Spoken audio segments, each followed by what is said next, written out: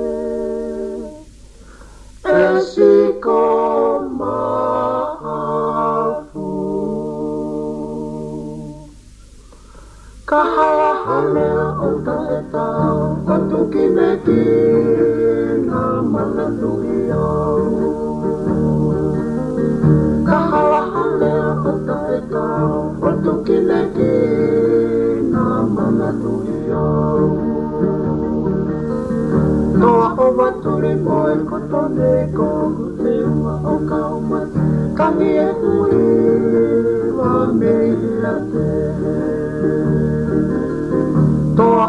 turi moi koto ne ko te uma o kaumate kangi e fui raunele ate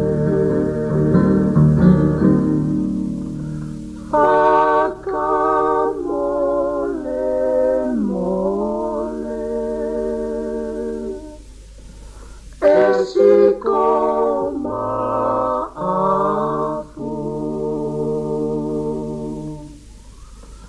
ka hawa halea o ta e tau o tuki neki na mana tuki au ka hawa halea o ta e tau o tuki neki na mana tuki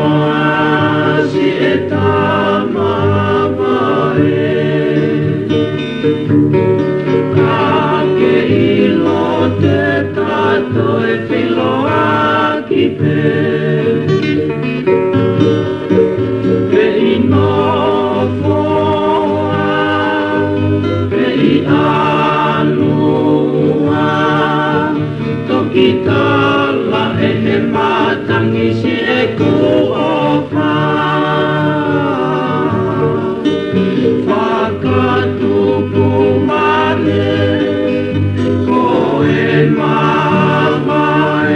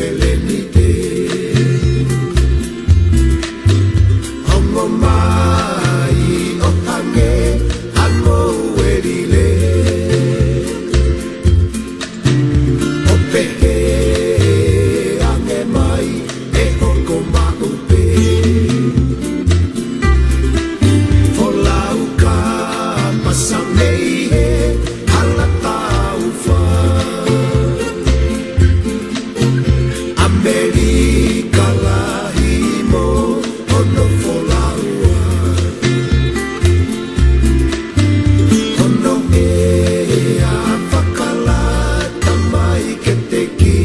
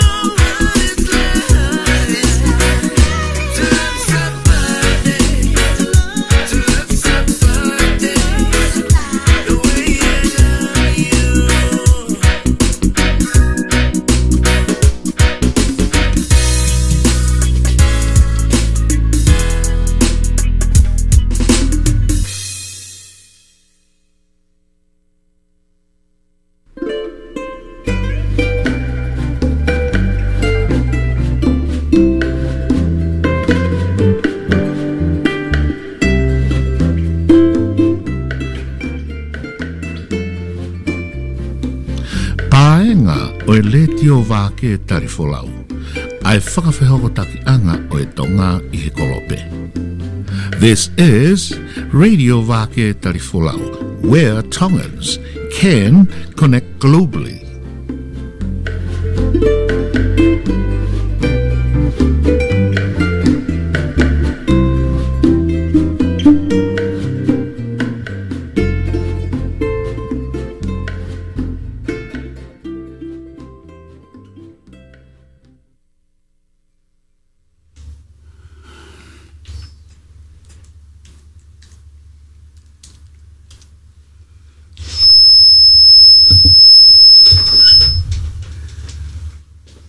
Malo moa ai lau mari a ho eiki pe a malo de lei ai Tonga kotoa pe. Korbe mua ke ma fa mal malua tu e ngahi whakatap kotoa wha ke at me e ngalu e apa mo e ngalu pe. Tarangata e te au whai ki tua. Pe a tuku ke ata ke ma whai whatongi atu ma ki mautolu. E hoa ho ata e fia whiko eni pe a me he whahenga koia o San Mateo. I he Bay Area, me he ki kolo ko South San Francisco, pea me California, pea me Amerika, pea me fo I palani te koia o iloa ko mamani. O te kei pe ke wau ki tu a mamani, o kei fai pe fai whatongia tu pea me mamani e uilo whinau, ma loe tau ma'u ai Hawani. Pea, o tatalele ai Tonga kotoa pe ki he leti o Tonga Vake Tarifolau. Pea, whamalo I ai pe whoki a ki nau tō ne nau whahoko mai e ngai whatongia me ngai station e ngai wheitu ukeke o kawai a Seattle. Whamalo ke me te seini rehi ki te sika. Koe kei mauiwi ke whai e ngai whatongia koia maaki mō tōlu pea me I he pāenga o le tio Tonga Vake Tarifolau. Pea au ku whawhiwhia mau pe ke tau whilongoa ki e ata pea mo leo.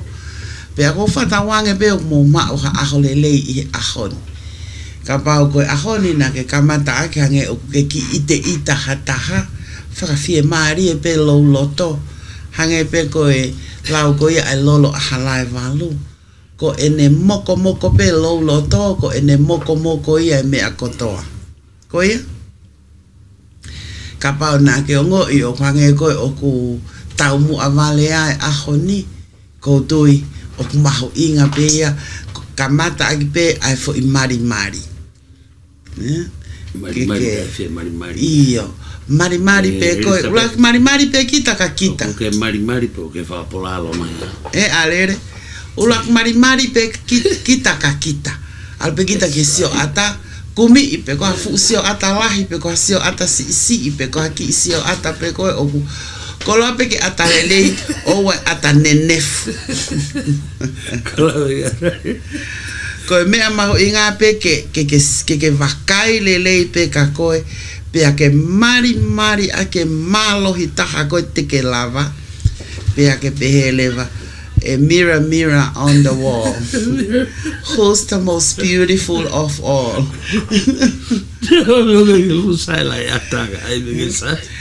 Me amau inga ko sio pe ko pe ko iloi pa tala te mirror ka koe. Ko koe pe tala vo taha I mamani kato. So you are the most beautiful person in the world. Ko tui whataha o pe moe mirror. I hear somebody talking. Katak pe koe mau kau ngā api o ko mahalo whahane lau toi taple o lahi a anai. So koe ngai fō ngai. Ka pau pe ku ke te ki o ngoi o ku te pehe mo pehe. Ki mari pe koe pe ake eke pe koe ki lai sio ata. He tala mai pe lai sio ata ia.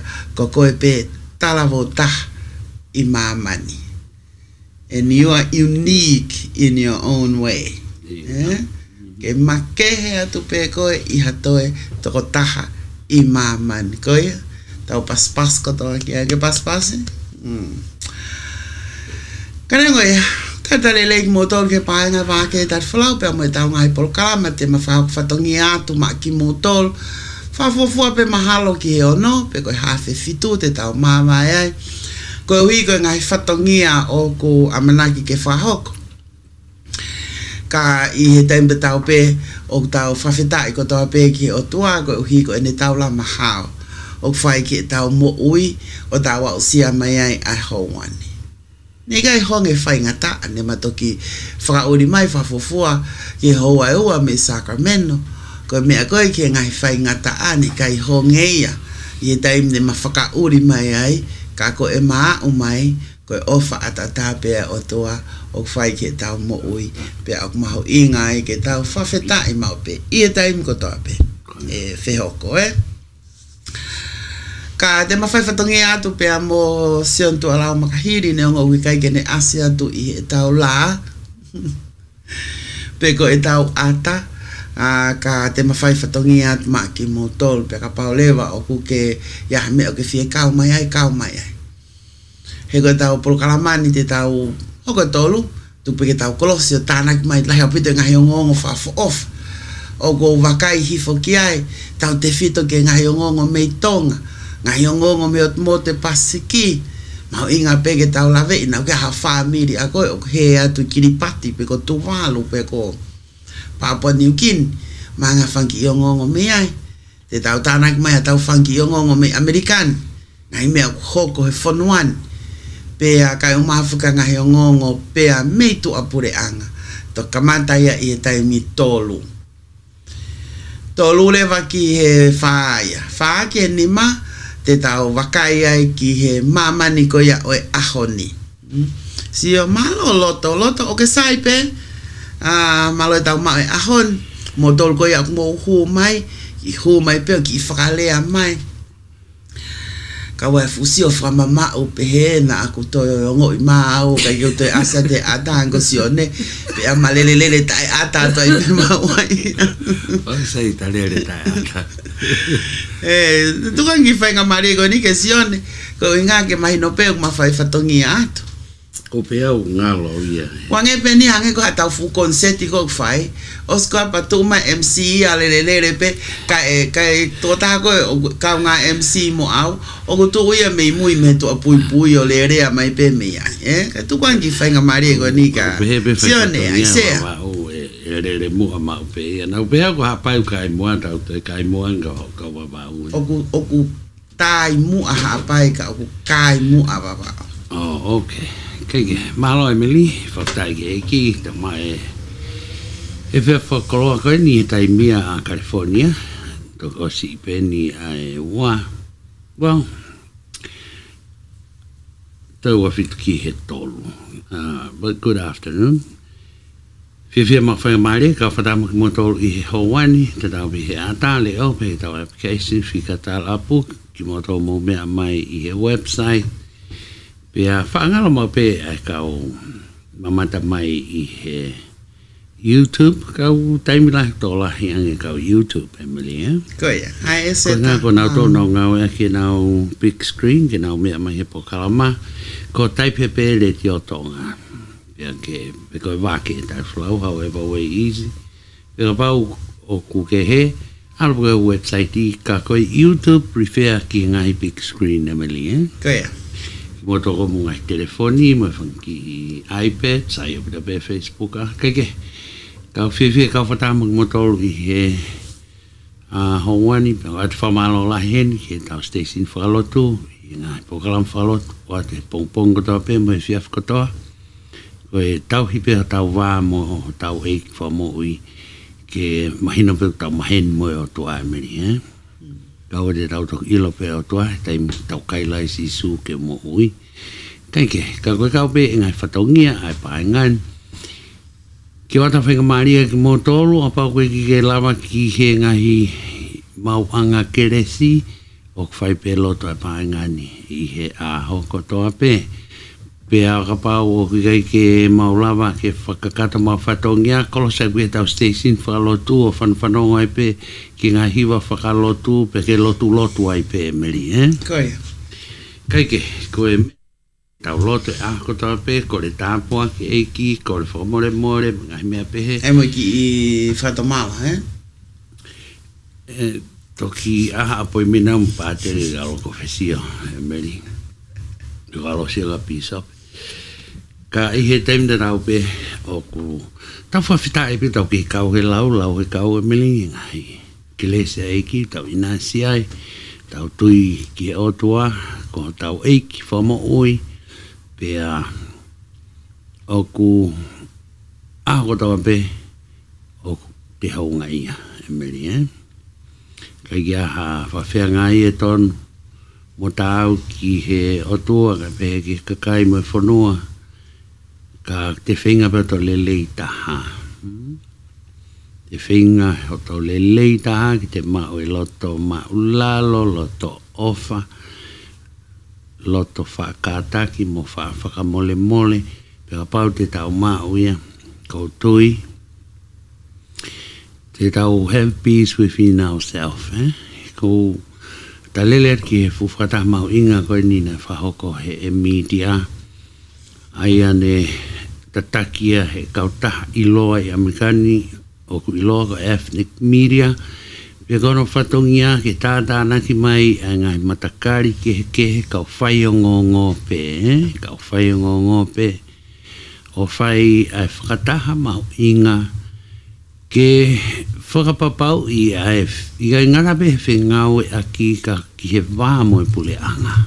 Te rau pe i he kolo, county, ka peke state, pe mo e federal.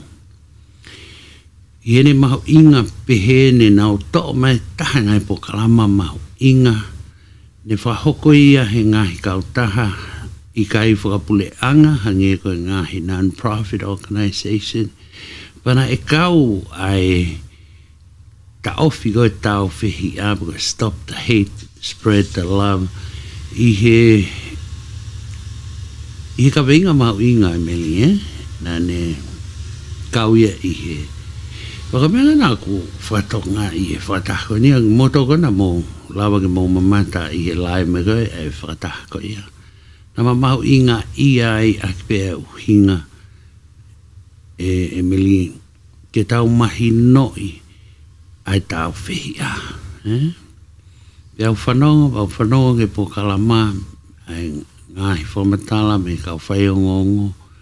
Mo ki nau tolu ne nau fōu mo au sia.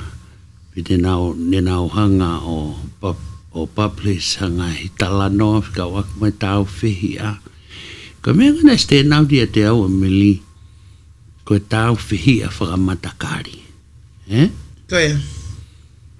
Au nofo whakakau pau me tu hakene o. Pe he as mahino pe ka te au e tau whihi a hangi ko tau tola tau laulanu. Tau lau whakamatakari and so on. Ka mea ngana nofo whakakau o pe he.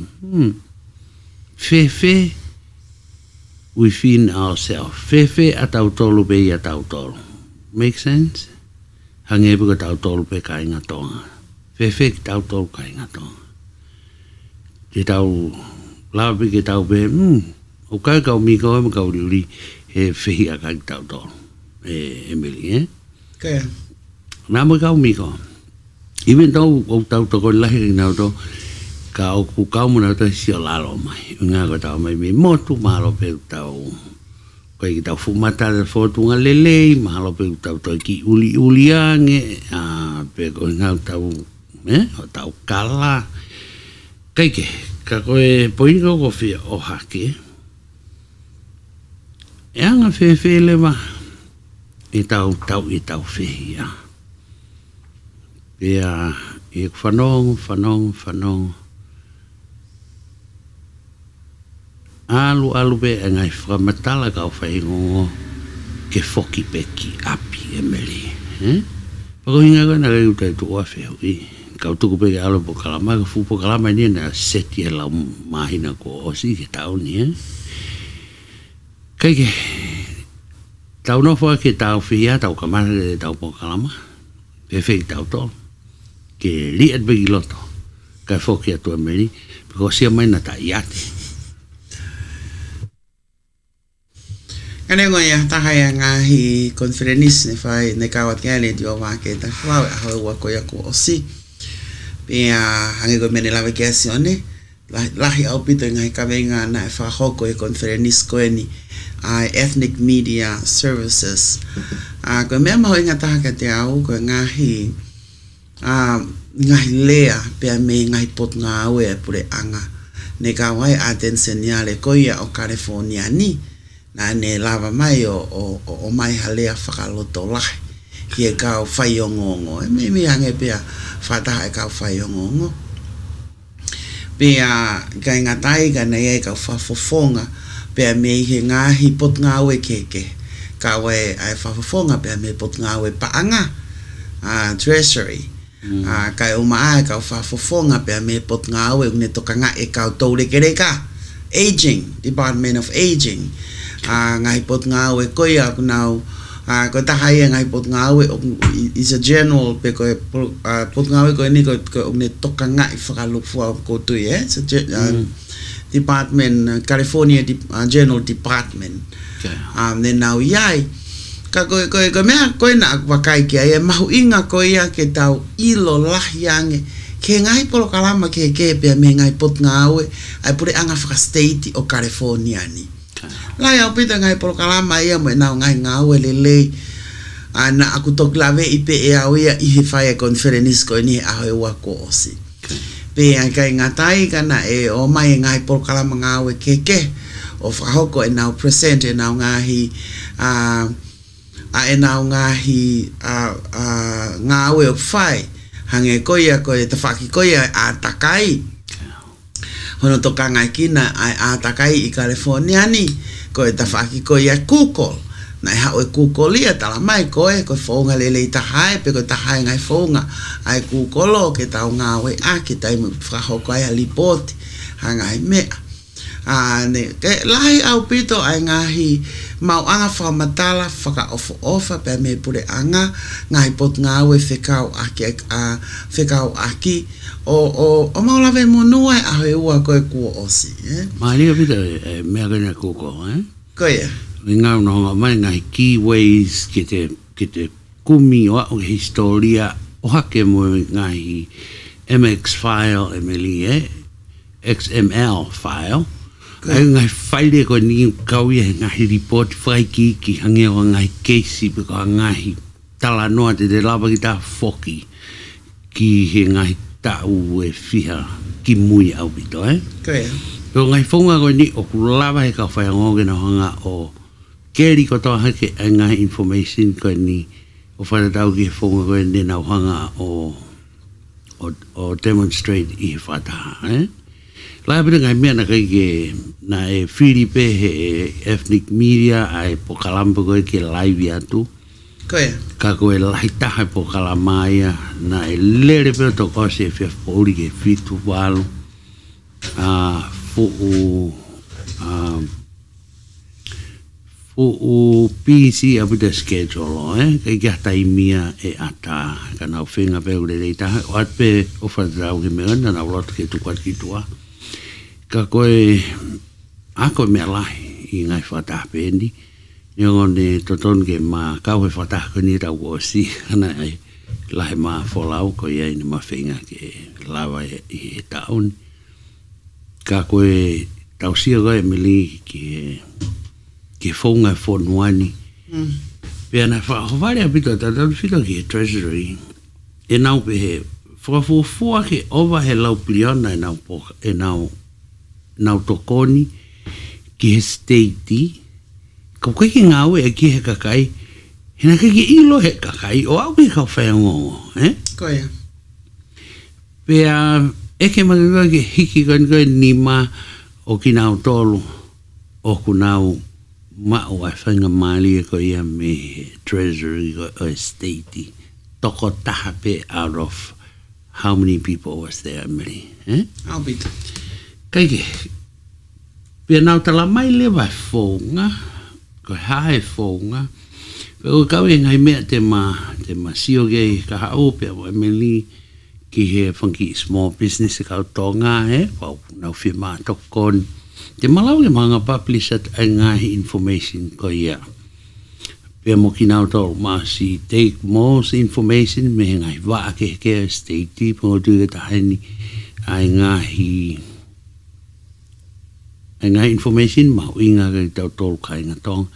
Ia nga sio ke kau tau ngau e whea ngai pia moe pule anga Amerika. Emily? Koe mone au pito. Te meni ta pe ko hange fu pule anga ia state o California ni ko tau o te meni ko sio ko ke state o California ni mo fenga ke fai hava fenga ak mo na tol o hange ko le ai mo tu eta ha I fata anga ko ni hange te sio kita ke state ko te sio ko ke tai te ni ki mo to fa reo is ko fu me ai o fu lahi au pito ba fai ngata ke fa ha o ki ai kai ke o sange ko ya ta ko ko kai pe ke tau fe ilo ngaki Tako kai ke ilo fo. Ko si ai fe ilo ngaki pe moe. Ko inga pe fo ke ko tau nof pe tato. O ka le ato nga pe ko tau nof pe tato he tau ki ta puta. Tau ta pate o lo pe ho tau ki ta puta. Ta ko fu monu ia pe moe ngai to kon pro kalama to kon ke a state of California mo ngai state ko to pe o ku ia I pe ia. Kako tau pale mako ke tau wa o ki ai. Kako lau tau ni awen ke historia ngahi ethnic media ko ni na o sia no ke overta ni manoa. Va ke ta flau na to tau fu o tau le whakatonga me, Koe. Pia te pehe out of all these people ko nau dig in ke ngahi, ke ngahi information. I was so surprised apita. Whamatala ko e treasury e nau pehe. Tolai ka kai kiki nau ngau pako over he taha point something billion, 1.5 billion. E toi whoki pe ia ki he federal a pahe ki ngau e ke state, Koe. Kana nau utilize it ki ngai po kalama ke pe ai pacheti, kau pehe he whine, koe fo ngai, pia mo whenga mai. He ki Mohammed Oku Motor, you guys gotta come to us, Mary, He ki tau no fo pepe nau. Lere mai kaike, koe lai ngai me wā koe po. Whaambe te mahangai hi whaunga ke whakaibia whakako ngā oe ki he lele whakalukfua maa ki tau tau kai ngā tonga I sio ke kao. Ka ku mai tau tai mi ke toi mi tong ful maua ke tolu, hoko to tone tolu tau klos tau tolu ke tau ngahi uni o ngongo, lahi au pito ngahi o ngongo ko wakai ki ai. Tau te fito ke ngahi o ngongo pe me tonga eiki, whika o ak me whakataha koe ai kau taki e o mote pasikine nau I wawa u foki e anea. Pako mea maari e nia na e hoko I wawa. No fo ai kai ngā o siai me whanau wako nau tu ulai ne atu mo nau whanga ki I fuka halapure anga o vale pe ko o hake fo I video ia lolo tonga koe tu u koe whanau wako koe tari enu mo nau look forward ke sio ke kau take e pure anga ke ilo ko hai nai mua mai koe ki kuri hu whanga whatapu Lele ki kuri ai loto he feitu koe I halapure anga pe ko oho e whanau o tōri ate ki kuri kwange ai pa ose pa ai lewa foi caption ia koe na koe ulaki taki ena ne na e mua mai koe taki ena na e mua mai mulotonga e maunofo koe o tari koe ulaki taki ena na e mua mai koe na e lere hifo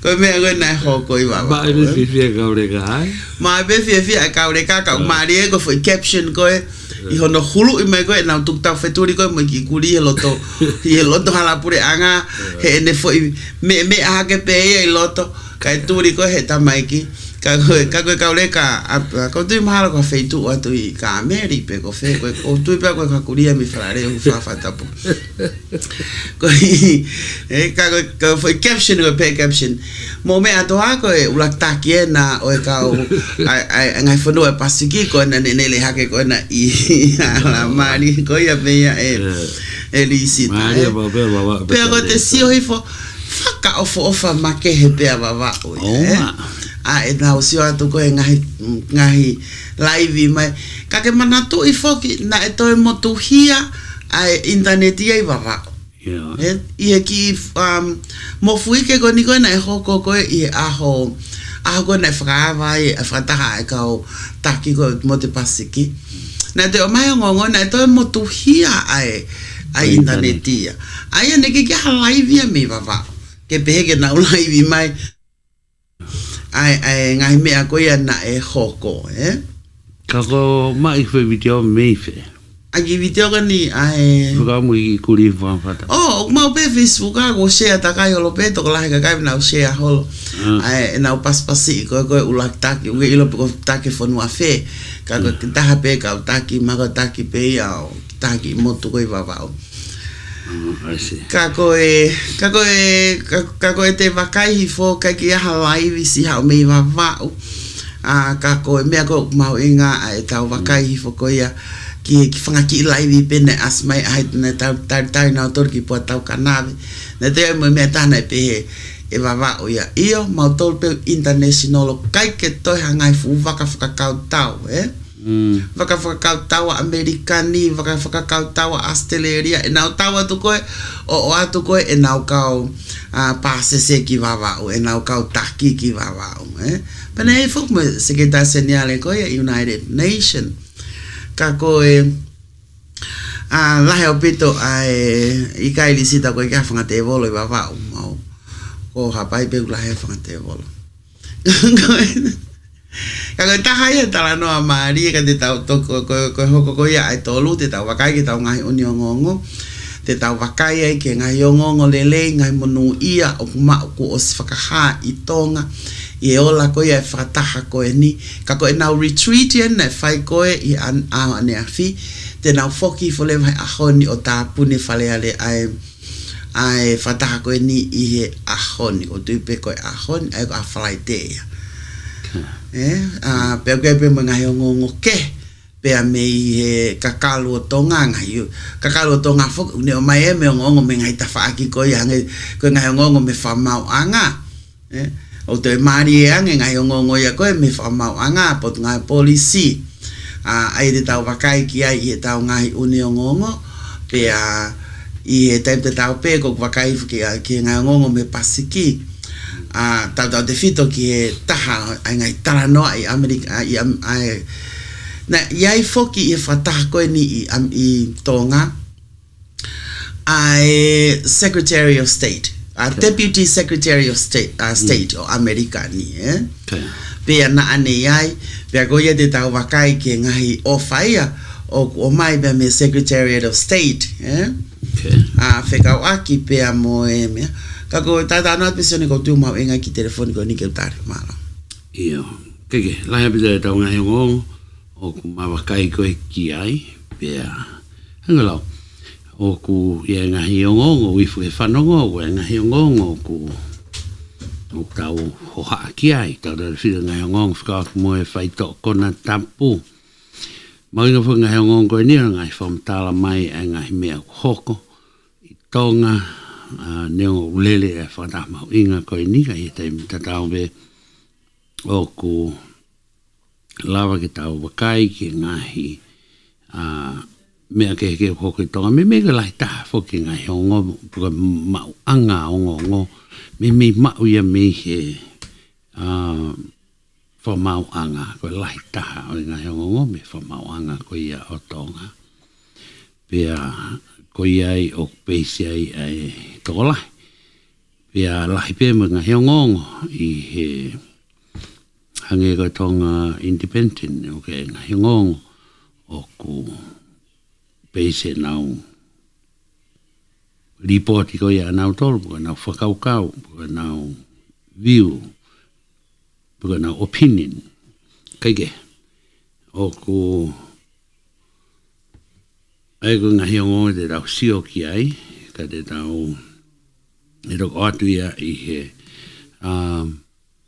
hotaton ko ia ai tolu, haki miniti nima mehen ka tuka ata tau whasi ka ke teu mai ke tau ngongo, ata whasi tau break ki ai.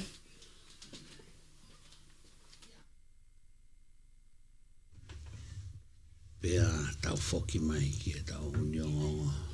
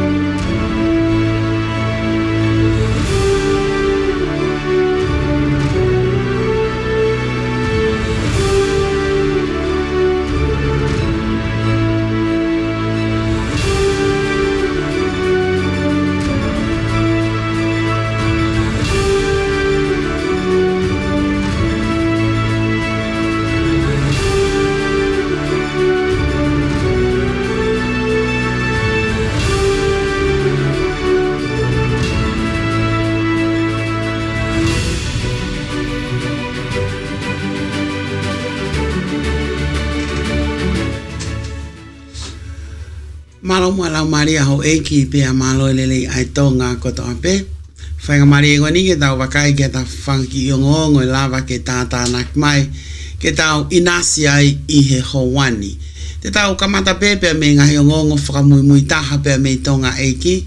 Tau wakai ke ngahi o ngongo me he otmoto pasiki. Kai o mafuka ngahi o ngongo pe me Amerikani pe motu apure anga. Ko e ngongo whamui taha pe me he matangi Tonga pe me Tonga eki. Ne taritari ake la a whaka ofa pe mo e alelei I vavau ai kau whataha koia ai kau taki ngai ot moto pasiki o ta uafe ma uafa. Ne taritari lei ki na utolu e ho tere puata o kanave I ne iafu ko e ahono whaafo kieni. Ahono whahoko ai whataha koe ni pea ne taritari lei ake ahono whakahoa ki na utolu e ho tere puata o kanave pea I he taimpe tau foki. Ne hoko atu pea mo e nau mau mea toko ni e fiafi pea mo reception kai umaa koe koe hoa koia o e kau taki o ngai hot mote pasiki ne nau I he Wolfgram beachfront ki nau tolu e fiafi tatau pe whafufua ke kau me mipa o ngahi ot mote pasiki e toko e hongo full maawalu aia ne kau kia e Australia ot mot Kuki, Federal States of Micronesia, Fiji, French Polynesia, Kiribati, Nauru, New Caledonia, New Zealand, Niue, Palau, Papua New Guinea, ot mot Masolo, Samoa, ot mot Solomone, Tonga, Tuvalu, pe mo Vanuatu. Koe ka ne kau foki ai kau taki koe ni I nau lava tu ki vavau ai ne kawai ai ekpale mia koia o Australia Anthony Albanese kai uma a foki ai ek minister koia ki he whakalakalaka whakawahampure anga ki pasiki Pat Conroy pe me Australia ne nau kawa de whalau ki vavau ne kawat foki pe moe ekpale mia koia o New Zealand Christopher Luxon ai ne kawat ke retreat pe ne nau talanoa foki ki ngai me mahu inga o gune wesia ai ot mote pasiki kawai ai feliuri wake ea ko e ako mo uilelei pe moe ngahi malu ko ia ai ngai ot mote pasiki e a falaite te nau whakahoko ha sightseeing cruise ai pe whahoko ai pe mo ma me toko ni pongpongi I vava UPN I loto lolo a halai valu ki mua pe na toki foki atu ki Tonga Tapu ai te kona foko e ki Tonga Tapu te na ma me toko ni ho ata I wharekai o ki loa koe Katea restaurant I Nakolo. Ko closing ceremony ko ia o whataha hono ni mga full mātolu ai kautaki o moto e pasiki e whahoko pe ia I he whale mamata anga si poti fo o ko ia ai api ako maolunga atonga I he fiafini a whalaite. Na e toko lahi ange toko lahi hake I e toko tahafe ni mangeau me ngai whanua ke e whanoa ne nau kawatu ki e whataha koe ni ka koe toko lahi o kau delegates ne nau I Tonga Tapu pe o whahoko ai ngahi whataha pe whatau pe ke ngai asenita mahu inga I he whataha angani. Koe ne e whoki pe moe kau partners, dialogue partners e u full mātaha I he whataha angani pe I he taim te tau whoki na e I he whakataha angani ai kau whafofonga me siaina kau mai kau whafonga pe me Amerikani o kau ai Deputy Secretary koia o State Kurt Campbell kau mafoki ai kau whafofonga kehe pe I taim te tau whoki ko tahaeni ai ngai whakataha whakatau ai ngai ot motu o e pasiki ai ene whahoko koia ki Tonga pe ko whakataha hono nima ngo full mātolu ia. I e taha e ngahi mea mahu inga o e whakataha koe ni. Ko e lolotonga koia o e whatahani na e whahoko ai. E ekpale mia koia a New Zealand.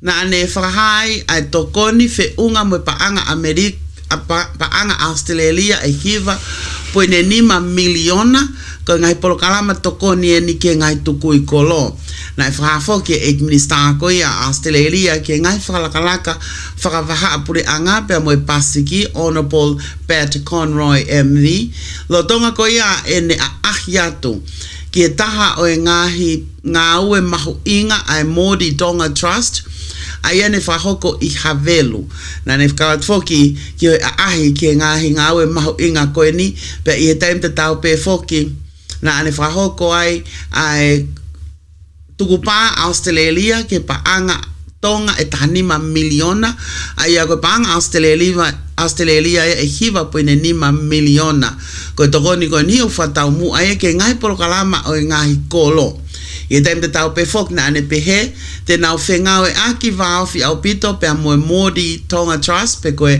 mainstreaming of rural development and innovation koe taha ene kau taha i kai whakapure anga lahi taha i Tonga i he taimini pe au nau ngā ue vāo fi au pito moe ngahi tukui kolo tau te fito ke mahu inga koe ia ai vai koe ngahi mea tokoni pe a moe ngahi local infrastructure pe hange koe ngahi holo whakakolo moe ngahi bea pehe ko polo kalama fo o ko ni te ne whapa angai ai ngai kolo ai ngai fie mau ai ngai kolo kotoa pepe ko ngai kolo lahi i Tonga pe kai ngatai kai lava ke tokoni ke nau ngai polo kalama ngā ue o whakatoka ngai pe na identify pe e he kolo aki pe ne nau whau aki a e nau ngai palani whakalakalaka o whenga ak whakaofi pe mo Modi Tonga Trust he tau e ni makoia kua o si taim te tau ne whakahafo ko polokalama koe ni e tokoni ke ngai kolo e te au ua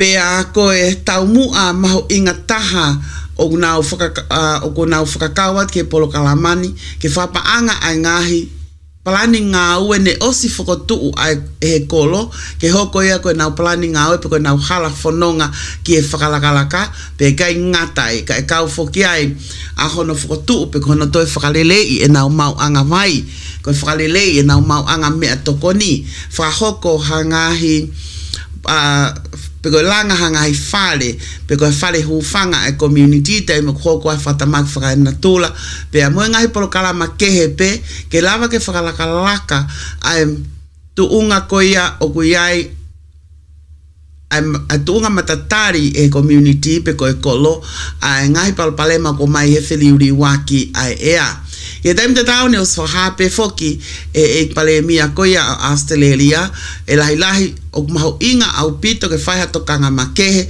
ki e kakai fifine o e ngahi koloni pe ke oange foki a ngai fonga e lava ke mao meiai hana o mo ui pe ko mao anga se niti whafofuako pe siti valwalu o e kakai o Tonga o nau nofo e ngai kolo i iki ange pe siti valfa o nau nofo e ngai ka wafonua pe koe ngahi coast matawhanga programa fo koe ni e hoko ia ko ha tokoni lahi au pito ke ngai kolo ko ia i Tonga pe i taim te tau foki i ene koe tahafoki ni aeola o ene ahiatu ke Modi Tonga Trust Facilities o nau wakai ai ke ngahi ngā oe o nau whakahoko aki a nau wakai ke ngai feitu ne ai e pulopula ke vanilla, koe lime, koe mei, kai o mafoki ai ngahi crops ke pe. Nai kawat foki ke ek palemia kai o ma a ek minister ko ia pe mi Australia a hini ne kawa tu ki ai a honorable fekita utoi kamanu ka ko ek minister ia ke meidek kai o ma fo ke ek minister ke nga o falot fonua lot maia hai komisiona ko ia Australia ki Tonga project badly kai o ma fo ke ai ka officer kolo ka o pure frava pe me nga community pe ko nga kolo ke pe tong tapu ne na ka watu ki a ahi ko ni ke ngawe maonga o whahoko pe a mei he kāinga ko ia o nau kawa tu ki he Modi Tonga Trust. I e taim te tau pe whoki taha ngai ngawe le lei ne whahoko pe a me i Tonga Eki loro Tonga ko ia e whatahani. Ko no whaava ko ia pe ko no whakaata e he embassy ko ia a Amerika i nuku alofa ke kamatalewa ai ngai interview ko ia fie ma visa i ki Amerikani ai ka inga Tonga. O ku whaafoki pe mea ngongo koe ni pe mei he matangi tō ngā koe taha ene a polo kalama o ai ahi o ka matai a hua walo a kosi pe koe taha pe ene ngai polo kalama pe mo ngai step mahu inga i hono toi whakamalohia ai wāwhenga o e aki a Amerika pe mo tō ngā na launch foki eni na launch foki eni a embassy koe ni pe ko hono pe koe kamata ngā aue koe ni e aho wa walo a kosi taim te tau foki na e whaha pe me he ofisi koea o embassy o Amerika pe koe consular na ne whaha e koe taha ngahi service mahu inga o ku kamata i ahua walo a kosi tau te fito ke ngai service ke kau citizeni pe o Amerikani ka e o maafo ke ngai service koea pe koe ngahi ngā aue ki he kakai o nau fie mao visa koea ki Amerikani pe a mei tonga hange koe ngai visa hange koe B1 class visa koe B1 B2 B1/B2 F1 F2 J1 J2 M1 M2 pe a moe R visa e koe ngai class ke he visa e lava o process kotoa pe koe i tonga na e toi whaha pe foki koe ofisi koe ni e toko lahi apito ka ngā aue te nao lava mai pe a me ofisi koe ia i suwa pe ko US Embassy i suwa i e kuata kotoa pe o ahi o wakai foki ke ngai tūkunga o kuiai kai o mai ngai appointment ni koe ia o fie mao e kakai ke nao interview pe e lava pe foki o ngā oe aki ai website koe ia anga maheni pe ngai aki ki hono puka ha te interview i he fonga koe ni ka elava ki whahoko pe interview i Tonga na iai foki i he o wau koe ni ai tokon sekretari koe Department of State ai ko Kurt Campbell ai koe aku ne tataki ai ka whafonga koe me Amerikani lolo ki he whataha koe kau take ngai hot mo te pasiki koe a foki na ne whakahoko ahono kosi i ai di pine o e o wau koe ni i he US Embassy i Tonga e taim te tau foki na e pa moe ambassador Mary C. Damour kai o maa foki a Deputy Chief of Mission Heather Code kai o maa foki a Economic and Political Counselor Brad Coley na nau kaua ke o wauni na e whafonga i foki pe me pure anga Tonga a ek pale mia na ye fok pa mo ek pale mia a Tonga ona polu akama me liku ka o mafoki a Viliami Malolo ko Lord Privy Seal ye fok pe mo to ta pe me he pot ngawe ko ya kimuri ila isipa aripate ka mata tafu mo yaki ka ko ko vana fokia o panke fa fonua a Tonga i e taim ta foki ko ta foki o e mahu inga ia ai ka inga Tonga i he whakaata koe ni ka ingata e ka whaha koe ia pe me embassy ko nau whatongia ke nau whahoko le lei ho nau whatongia ka ingata pe ke citizen Amerika o nau nofo i Tonga ka koe ka inga Tonga koe au nau fie a ahi mai ki Amerika ni koe tahafoki ai ngahi o ngongo le lei i he ola o e whataha koe ni na e whahoko pe whataha e kau aki nao tolu ngai otmotu o e pasiki ko e whaha pe me taha o ngai polo kalama tokoni la lahi i mamani o iloa ko Green Climate Fund o nau pehe o nau toi whakalelei ai whaunga ko ia ke mawai ha polo kalaha tokoni mea ki nao tolu ko Green Climate Fund i whamatala ko ia o mai pe me matangi Tonga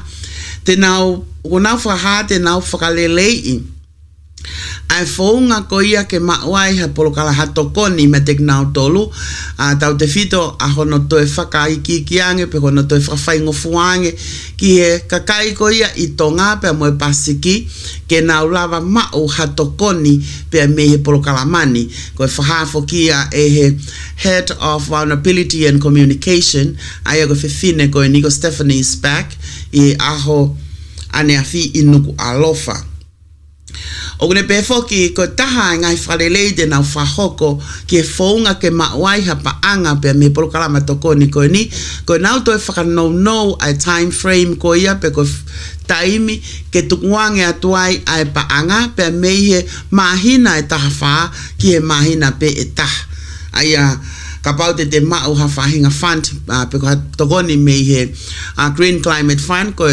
anga maheni me o se mahina ta fa pa tok mau fo pa anga ko ni ko na te 5 alele ko ni ke tu kwa tu pe pa anga I loto I fo mahina pe e fa e tem te tau ko Green Climate Fund peko GCF ko ta fo kia ngai ka ta fa maman la og nau whakahoko a hono whoake ngai paanga whekau aki pe moe wheliuri waki ai ea ki ngahi whanua ko ia toki kei langa hake I ngai tau ko ia ko mali watu ne nau whakaatai e paanga pena nau whake e paanga e woua po ne ono miliona Amerika ki e polokalama ngā aue og iloa ko Tonga Coastal Resilience Project pe ane na whengawe ak whataha pe moe UNDP.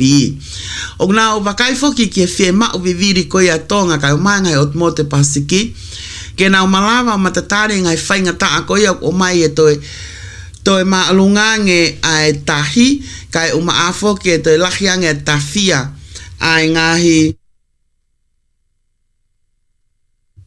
matafonua ngai palpalema ko mai e wheliuri waki ai ea kai o mafoki ko taha palpalema o ku mahu inga ke teknau tolu ko e ikai ko e ke slow access ke climate finance pe me he GCF kai o mafoki ai ngahi global facilities ke pe na ne to e pe foki og nau whekoki pe mo ngai whainga ta atau te fito ki ono whakaangai ai whonga koia nau tukuange mai ai ngai toko ni pe koia og matu ungai ai nau whai ai whiliuri waki koe ni pe koe taha whiliuri waki ai liliu mahu inga taha ki angi nau tolu kono toi whakanou koia ai taimi ke mawai e seniti pe me he mahina taha wha ki he mahina pe e wha na ne toi whakape whoki o kune mahino I pe ai ngahi whanua I ki langa hake o gui ai pe nau ngahi palpalema tau te fito ki he nau iwi malawa ko ia ke nau whahoko ai ngahi kore tokoni koe ni pe ang nau whaia li liu lahi koe uhi ke toi whaingofuang ke ngahi whanua I ki langa hake o hange ko Tonga e nau go through ko ia I process a hono ai whiema ai toko ni na ne toi whahape whoki ko tu ko ia taimini e lava ngai whanua ke nau access ke nau ngai polokala matokoni o au ke paanga e 4 miliona ke paanga e 7 miliona I he tau e 4 pe og nau lolotonga whahoko pe whoki ai nau ngahi polokalama ngā ue e tolu whikau aki pe moe climate I Tonga ai au whafofua ke paanga e ono noa miliona ai project ko ia.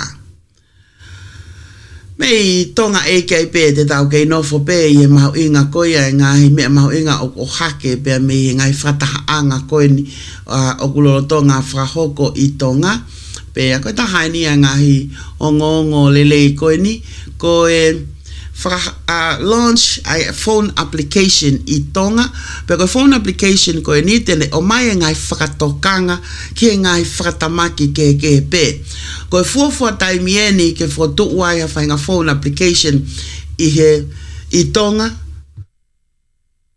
aia na launch eni a wafito a kosi pe ne whakahoko hano launch ko ni e ofisi pe ko ia o whamatala ea pe ko Tonga Meteorology Services ko tape fokeni ngai event ai whatahani te tau foki o nau pehe ko phone application ko ni tene o mai ha whakatokanga mo ngai whamatala ka e mafo ka ngai lipoti ngai mea o kuhoko I Tonga ko fonga vave tahaeni e lava ke ngawe ake kakai e whanua ke nau mawai a ngai whamatala pe ko ngai whatokanga pe ko ngai whamatala whekau aki pe a mua ngai whatamaki whakai natula ne nau pepe foki ko tahaeni ha fonga e toele le yange ai e vafe ngawe aki a kakai pe a moe ofisi ko e whatokanga matangi kai o mai National Disaster Management Office pe a og nau pehe ko e whaka amu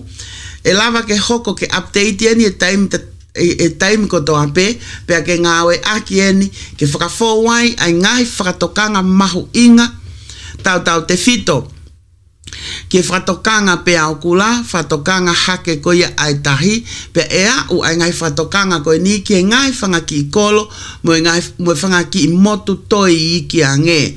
Na e ihe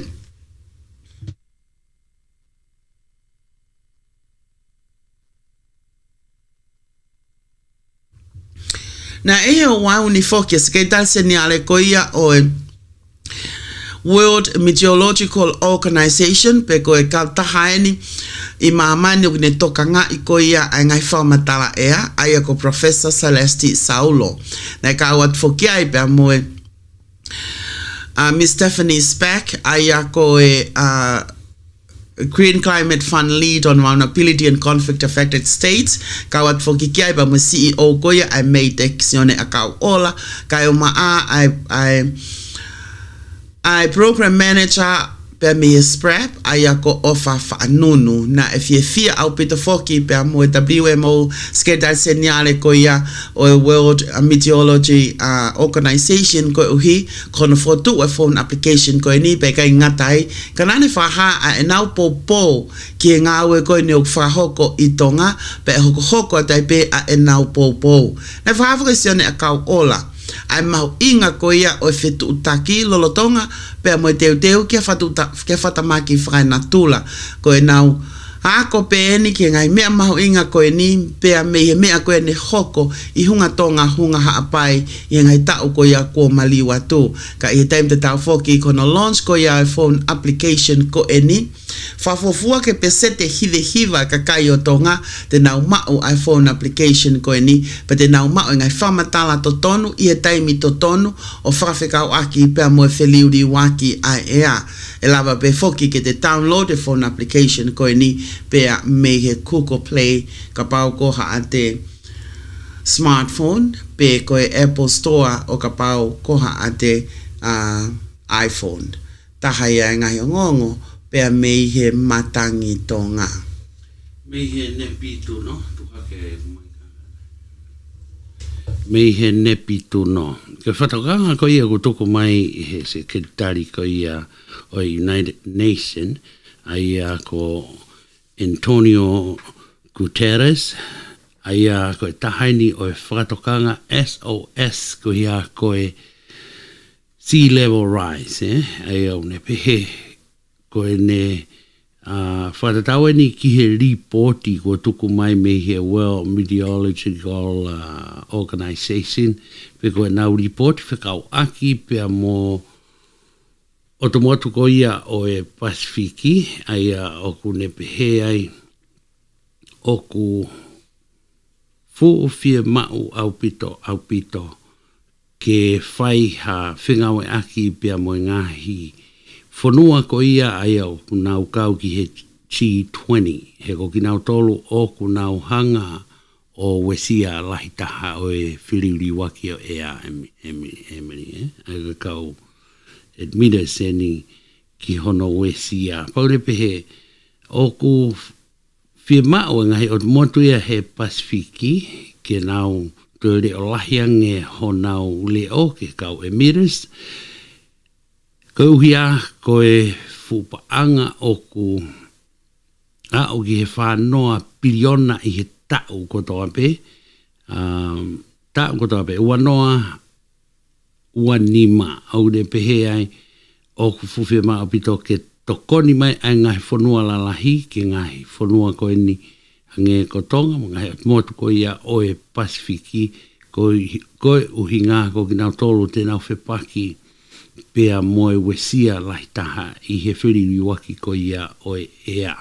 Ai kone whalot lahi ki ngai mot ko ia e Pasifiki, nau kai lage reo lahi.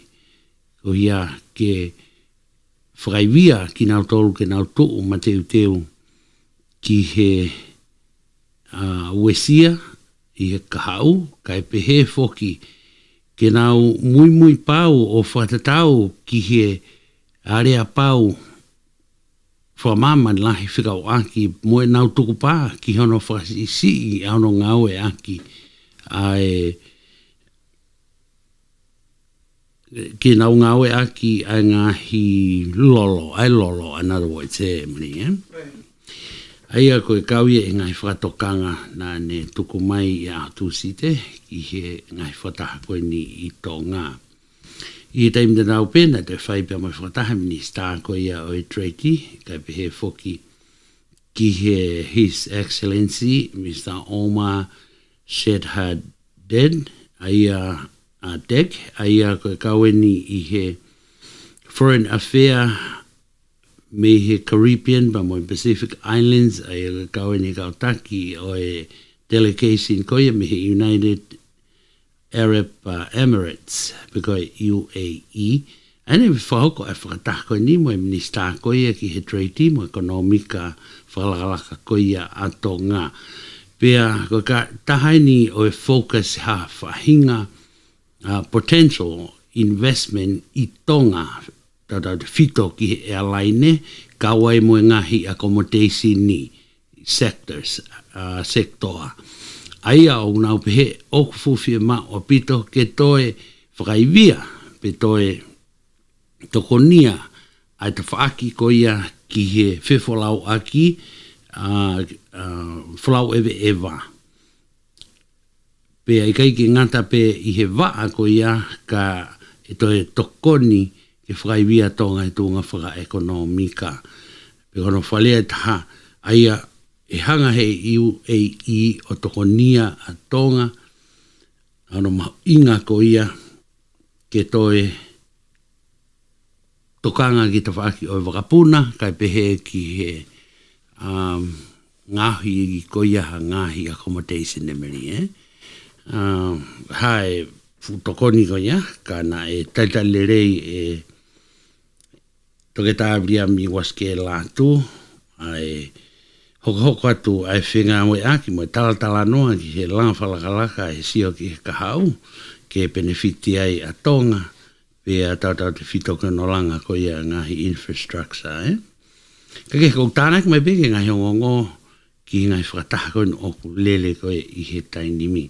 Ka tau whoki moa ki he taha ngai ongongo tuku mai mehe kakalu ko ia o Tonga. Tu oi whakawhepaki ki he tui whamaulahi fo'ou a Tonga. He oku mo ui whakasotoma hu whakatapu. Ko ngawe ke ni he kautaki o Tonga, ke nau whawhepaki I ano whiri ko ia ko tui whamau fo'ou a Tonga, ko e tamaia oku mo ui whakasotoma. Ko whiri a tangata Pitania ko Malcolm Bishop, ko e tui whamaulahi ia a Tonga. Aia o ku ikai ke palapalema e ne tuunga whakaako mo taukei he lao. Ka koe mea koe o ku haa koe kiai, ka i koe mo ui e tangatani, he o ku mahino ia o ku mana ko tangata ia. Pea koe ia o ku iloa koe mo ui whakaso tō mā. Ko asma ene taha o e kauloea a Tonga, ai ko Clive Edwards, o ne whakahaa e ne tae loto ki he whili ko e ni, ai koe taki e ni e whamau anga, ka koe mo ui ko ia a ana, ai kai ki tāu ia ve mo tonga mohono lao, o ku tapu e nofo whakasoto maia I he lao a Tonga. E anga whewhe ka pau, o ku tapu he lao a Tonga e whakasoto ma, kai o ato whamau o hune lo Tonga I mo ui ko ia ke ne taki whamau anga a Tonga. Ko rai asi mai whoki pia moe loia ko ia ko nare son tu pō minu sila, o ne whahae e ne whakauri ia he whiri ko whai e Tonga ke o atu hataha mo ui whakaso toma ki hoko ko tu I whamau lahi. Ko Mr. Bishop na e no nofo whakamari he tau lahi pe ia ai tangatani mo e tangata businessi ko Anthony Venter ai he tau whinu whumataha kanane whanai pe ahono hoa o Mr. Warp o Mante I mua pe ia pisope I he wanoa taha hiwa he taha o ngahi motu he otu motu ko ia o e Karipiane. Aia o behena e hu atu ai ongo tangata pea mo e peke nene o whanai ai tō tahani o Mante kana iai pe a Bishop. Nai whaha e Clive Edwards anu whae eke ere teo I Tonga ke whiri ko ia ai tu I whamālahi, ai na whai e kau pē nolo lao, pē moi whale I o ene a whio ai au take ai a loa te o geri. I ene pihe oku ne tukwaki e whili ko ia o Bishop kia te o geri. Pea oku ne whio ia pe oku a whio I koa, e ene a whio e pui tua, tu I whamālahi ko e ni, pe I kai. Ai au lahi apito, angai mea o tukwaki kia ia te o geri I Tonga, kau ku kei kau pe ia he kau Lord, mo e kau whale I a ene a whio. O tonu fo ke kamata ngau e a pisa pe uruaki wike o September ko tui whamārahi a Tonga. Ka o asi mai me Tonga o ngau e ni ihia e kau whaife kau mo kau taki ke nau taki ha whahaloto ki he whamau anga ke whaha e nau tai whia maalia ke no whili mai ha taha mo uiwha sa o toma kene tui whamārahi I Tonga. O maa foki mo e tala o kukau pia mo e society lao ia Tonga ano whawhipaki I oi whiliko e ni o Bishop. Pobo atu ki he society lao ke oua e tari e tangata whaso tau maa ke hoko ko tui whamaulahi maa Tonga he ku whipaki ia pia mo e tui whakakalistiane o whatatau ki he tohi tapu. E iai e tolahi te nau tala ke tuku e whamau anga, ke tau ataina ka oku whakakaukau he ikai pe ke tau ataina ia mihene whamau lahi. Ai o whahaine minista mo e whafonga wharea lea malolo a Tonga ko Sengsta Saulala. Ko mea eni oku mahino o ngali ko ostau e alea pau ngau e ko ia mo Bishop e ia ko toe e nia pe e iai koa hale o whahaloto o whai ke liliu ai whakaukau o whitongi ai tu I whamālahi.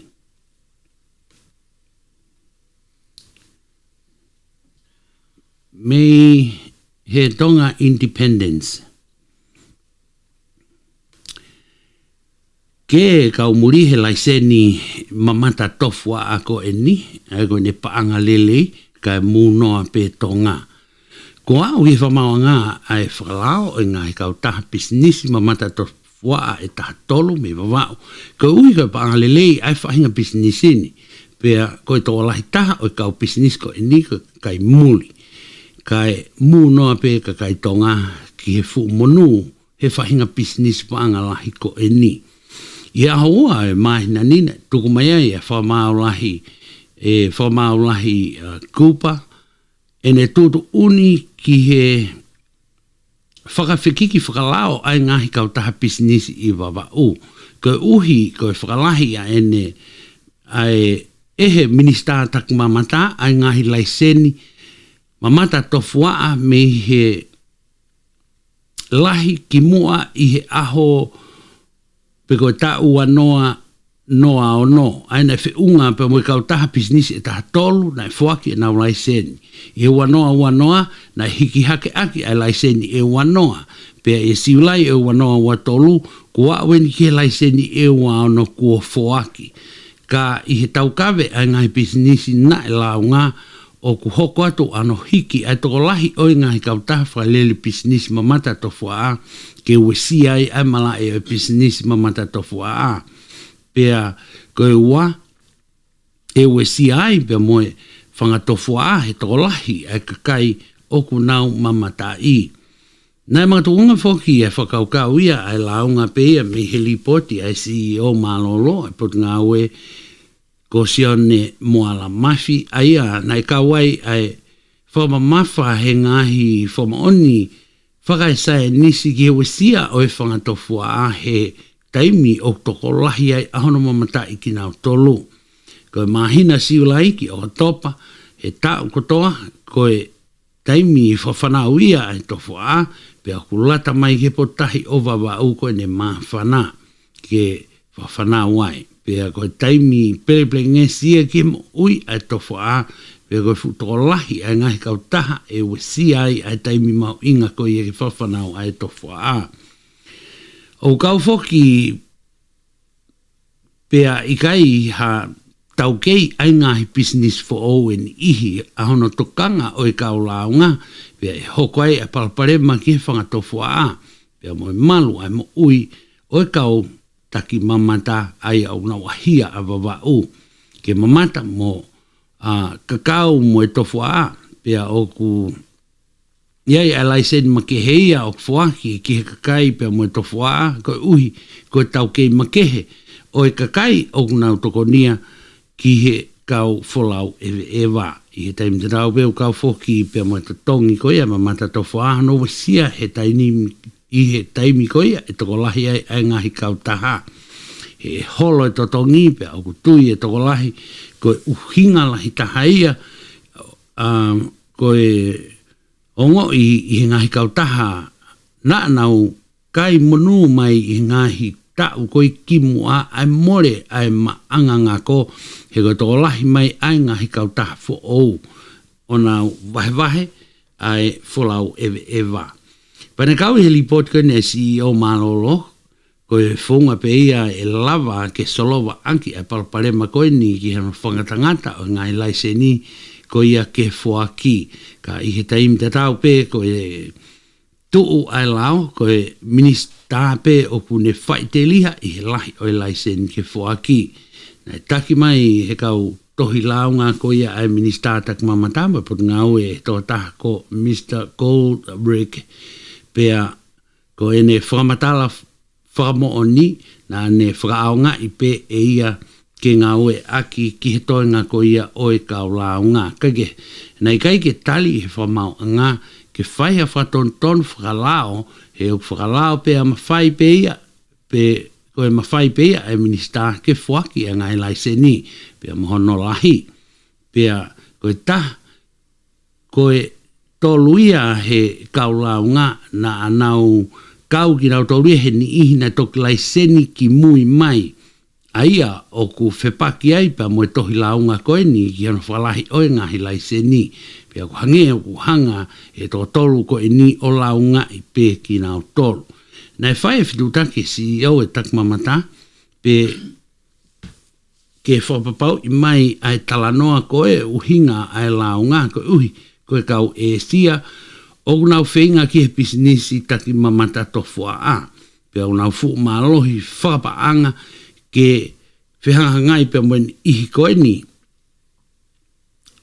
Ke nau whihangai moe ni ihi koe ni. Kana whai pea moe kore pe e lava ke mao hingoa oi ngahi kau taha koe ia mohono kau pule ke lava o tala pe koe ngahi pisinisi e whiha oku whalele e kau muli moe whiha oku whalele e tonga. Kana ikai hawhainga maalie ke o mahatari. Ka koe launga lewa eni. Uruaki ko ia o e pe kono whalea taha koe hingoa eni o e ngahi kau taha koe ne nau whahoko e launga.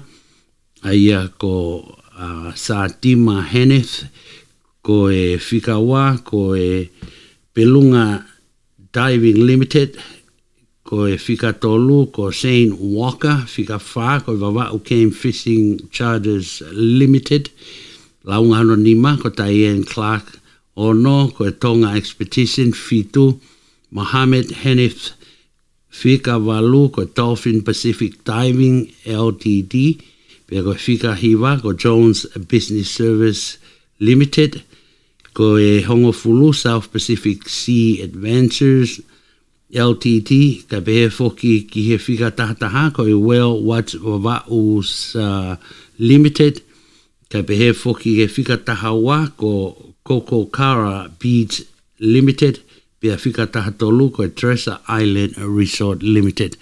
Aia ngai kau tahaia e tahatolu o ku nau longoa a i he kau mamata tofua a i Vava'u.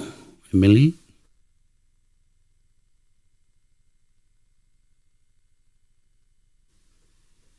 Tau pape ke tau ngahi unio ngongo. Tuhake o maika, tuhake o mai. Te tau hoko pe me tau ngahi unio ngongo, hiri pe whanongonongo koe ni.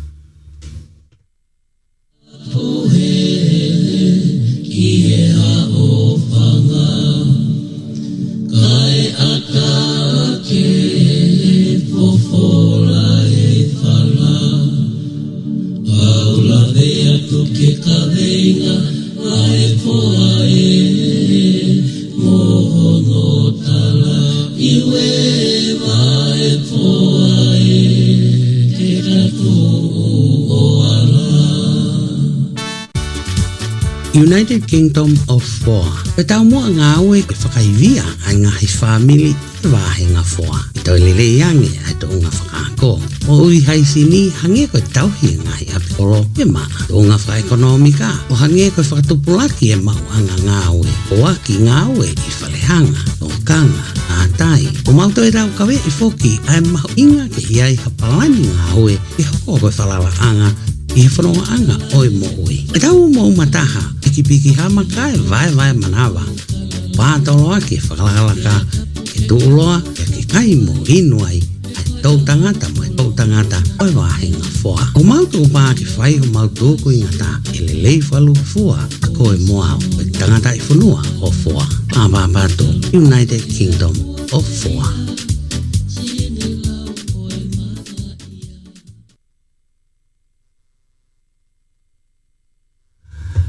Te tau hokoko at peto tau mai ha tau whangaki o ngongo pia me he o tumotu ko ia o e pasiki.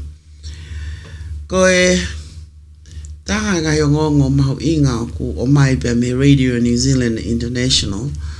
Ko e ngahi taranoa ko ia whekau aki pia mo e to e ki i mangahake a Amerikani. Ai nau whenga koia ke to e wāo whianga nau wā whenga o e aki mo ngai o motu o e pasiki.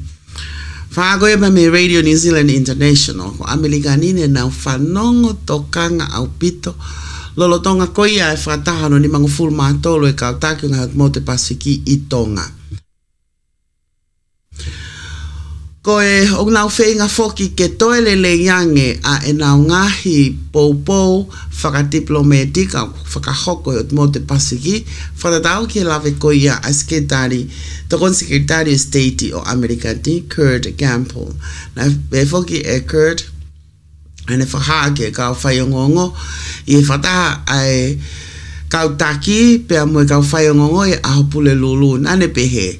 Ko Washington i e taimini o nau o mai ngai polo kalama tokoni ki e ngai o moto e pasiki pe ko ngai initiatives o kawa e ngai polo kalama whikau akma whiliuli waki a ea ngai polo kalama whikau akma ngai tautai ta e whakalao ko e ako teknolosia pe a mo e whihoko taki pe ko e connectivity taim den down e nau whakaha foki ko e nau tokoni ko ia ki he a facility pe ko Pacific Resilience Facility ko ia teu ke fotu i e pasiki u fe unga me paanga Amerika wani ma miliona ko paanga foki ko e ni na e osi whakaata pe na e osi endosia e takau taki pe e te whai ngufuanga ke kau me mi pa ke nau mau hatokoni ke a paanga ke tokoni ke kakaio e ngai whanua o e pasiki tau te whito ki he teu ko ia ka hoko ha whatamaki pako nau tūma teu ke hoko whatamaki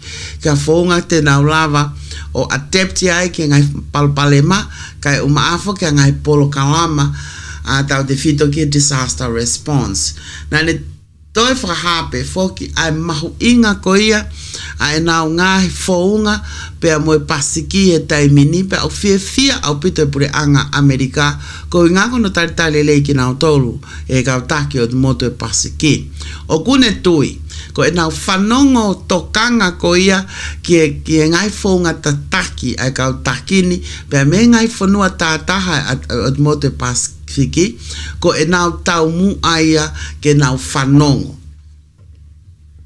e nau whanongo te nau ilo iaia ngai mea ko ia oktoton ke nau whahoko.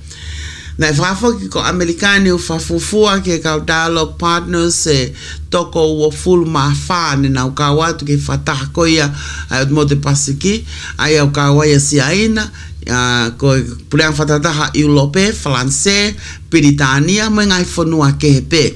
Ia ta uafe maua taha na e host ai e Amerikani ai ongo whakataha la lahi e ua ki mo te pasiki ai ane whakahoko ia i he White House na e koe ola ngai whataha koe ni na e whakaawai ai embassy pe koe ofisi Amerikani o Tumotu Solomone Tonga pe mo Vanuatu pe i kai ngatai ka na e whakaata mai ai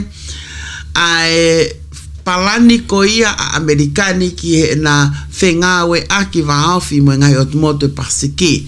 Na e whakahai fok mo ngai palani te nau fuaki ai paanga e valu miliona. Ko e paanga fo o ia pe ko new funding ia mai ngai o tumotu. Na nau whatoka ngai foki ai ngā whengawe aki pe mo Cook Island ka o maa foki aniwe ka o maa ai au kawai pe mo ngai motu ko ia pe ko ngai whanua e pasiki o ku nau tau ataina. Na nau establish ai a e nau wā whakatipolometika pe mo ngai o motu tau ataina o hange ko niwe pe mo o motu kuki. O toi whakalahi foki pe mo nau pe toi whakalelei mo nau o fisikoia ai tokoni Amerika i otmotu fisi pe mo Papua New Guinea. Ane kau fokia e nau toe whakatokolahi Amerikani ai kau ngawe ofa a ki fisi ha moa tonga pe mo Vanuatu. Pe e kai ngatai ka oku toe whaka whainga maari e Amerikani ai ngai service ko ia ma ai kakai ke toi whaingo fuange ai whefolau aki. Nane toi whahape foki ko tuko e taimini ko Amerikani o kunau toi fie mao ke toi ke nau toi iai ho nau whawhengau e aki mo ngai whanua ko ia na e tekei pe ke nea nau whawhengau e aki mo ki nau tolu. I he whonganga maheni ko ia mo te pasiki ko nau partners ko ia i ngai ngawe keke kawa e Australia ko New Zealand ka uai foki a e nau a ngai partners for all hange koe ko Japani, South Korea, India, Britania mo ngai whanua ke he pe. O gunu iai e whakaamu a Amerikani ke toe hoko a e nau kawa tu ke ngai whataha ko e ni pe mo e nau whanongo tokanga ke toi lele iange ai wā whengawe aki. Nane toi pepe foki e he Secretary of State ko e ngahi whakotuu whakakaukau mo ngahi ngāue ko toa pe o kunau whakahoko i taimine pasiki o fuu mahu inga au pito ki Amerikani.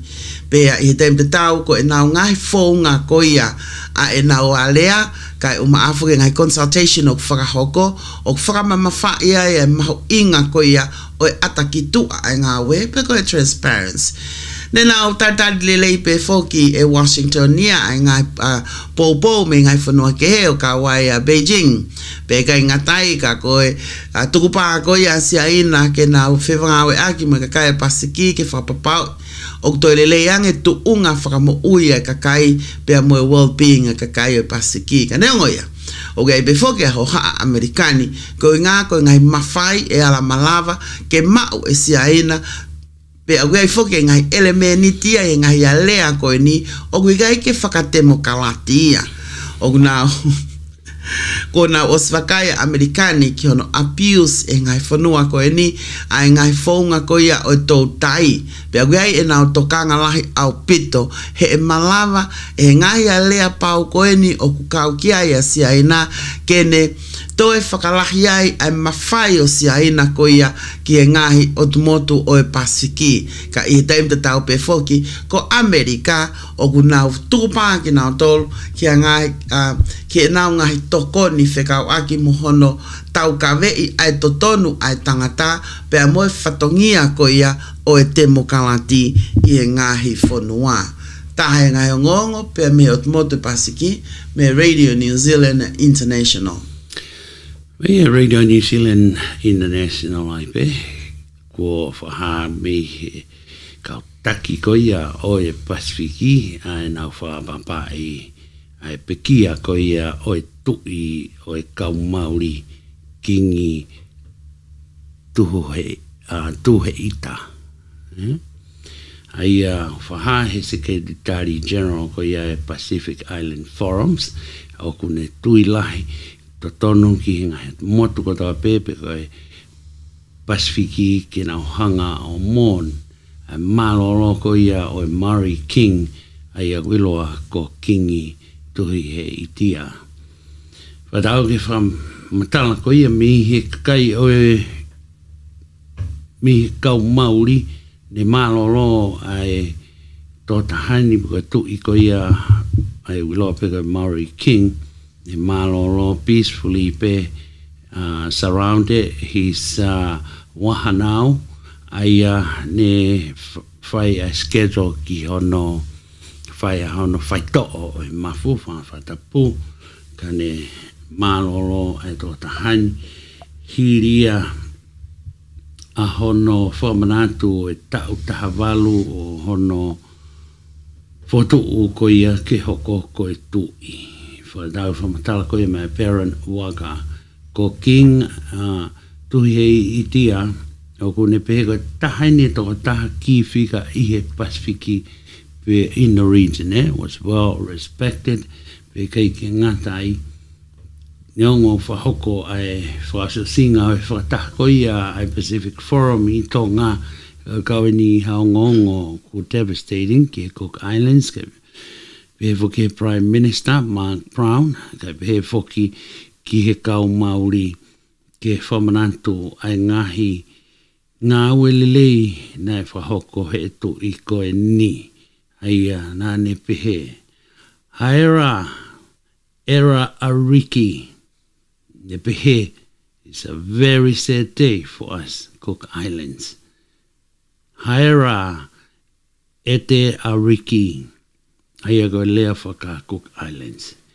I he memory o e tui koe ni. Ne pehe, ne tui mālohi ki hono kakai, ka toko taha very humble anga lelei, pe e kai ke ngata iga nae, ne mālohi e fuawhatongia ki he kakai o e Pasifiki, whataungia, ne whamatala, aia ne pehe Prime Minister ko ia po pale mia Tonga o kawa mei liko se valeni ne pehe ko e kawe ni ngongo forma mai pe o kune ilo o ku fie kaunga mamahi ai pe mo kakai o Tonga ki he mole ai tamatu I ko ni ki he kakai Maori pe ko ai ne pehe ko e thoughts and prayers ki he kakai o no sila I taimina rau whoki na e mea pale mea ne pehe o kulotonga I no sila e tamatu I tupo ono o kulotonga I no sila pe whatawange pe ki he ene haele ko I ki no sila tahia o e toe whakaivia pe toe wha strengthen ai wā ko ia o e ongo royal family I no sila Emily. Tau ngai ngongo pe ia. Koe tau ngai ngongo I mo te Pasifiki, tau hoko atu ka ngai ngongo me Amerikani hili pe e whanongongo koe ni. Ia ki tau whai ki tu akai tuku ki unga o hake mu. Ki he maalari o e whata ki whanua e mahi mua ai whata puna. Ko e ngulele e nia, pea mei he hulu live I he ata, mei he painga o e radio Vake Tarifolau. O kuke fie mao ke live ha polo kalama I he ata, I ha whahinga kātoanga pe ka kuikai ke malawa, Fe nai ka paweni o kuke whakaamu, ke whakauato ke hao whamiri, maheni, pe koe kāinga. Ko omong se vani di eni ko I heni, ke sito anga maki mautolu. Ko mautuku pāi whoki, ke mau whaios kia verenga ho mau tūku I ngata ke live atu I he ata I hao whahinga kātoanga pe. Pe akuanga pe heni lewa ia, ka kuke fie maueni ke antalelei, maa pe ambo whaafo ofa, kai mea te bu foki a ene pe se te deau a hono Zoom pe a toi vilohi ke whetapaki mongingila ho asi. O kumalawa kotoa ia he whaita koia I he ata me he paenga letio Vake Tarifolau. O wana ngalo foki, he ko mautuku pae ki mautolu ke mamatai ai lauafe ki he toko mano I he opolo kalama. O kui kai ko ena pe, ka ke manatu, o ku live ke mea ki aia e tonga kotoa pe, me I hatapa pe o e kolo pe, I he taimita tau pe o ku hokoai ho o kātoa ngā. Eo, koe hāku ke toe tatari ai, he koe totongi, o ku mātua ki saute whāwareware mo oni, pea mo oni ai lau, o ku toe pe ata pea mo kristahi ke tau wau ki ai.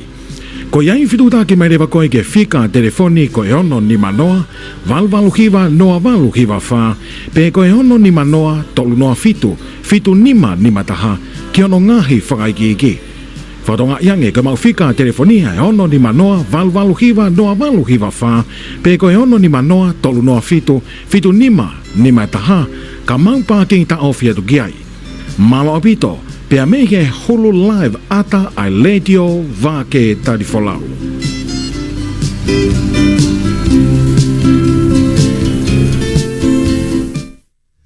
Whakamare ko ni te tau wakai ka ngai uniongongo pea mei Amerikani ka mafoki atu apule anga. Ko teu foki ni ki weekend loa weekend ko ia o tau hangana ki at ki ai. Tau te vito ki he teu mo ahma lolo ko ia o iloa ko Labor Day weekend. Pe ko Labor Day. Ai au hoko ia i uloaki mo nite o mahina ko September i ta u koto ape. Toko lahi pe laui miliona ka kai ku teu ke nau fefo lau aki i he weekend ni koe ni. Ko e ngai fefo lau aki ko ia he wakapuna whakafofua ke ka kai toko taha fitu miliona. E screen i ngai malai wakapuna koia i Amerikani ka mata pe me aho wahiva a to pule lulu aho wahiva o a kosi ke aho pule lulu September aho fa pe seti e valu poine nima ai toi toko lahiange kakai o nau folau e tauni whakawhiranaki ki kakai ne nau whefolau aki i e tau ko osi i e weekend tatau pe whatatau whamatala koe a TSA pe ko Transportation Security Administration. Nā nau toi pehe whoki koe aho koe e mo ua tahai ai ngahi mala e wakapuna i Amerikani ko a flaite a taunoa a kosi whafofua ke kakai e toko ua po ine valuono miliona te nau whefolau aki i he wakapuna ia.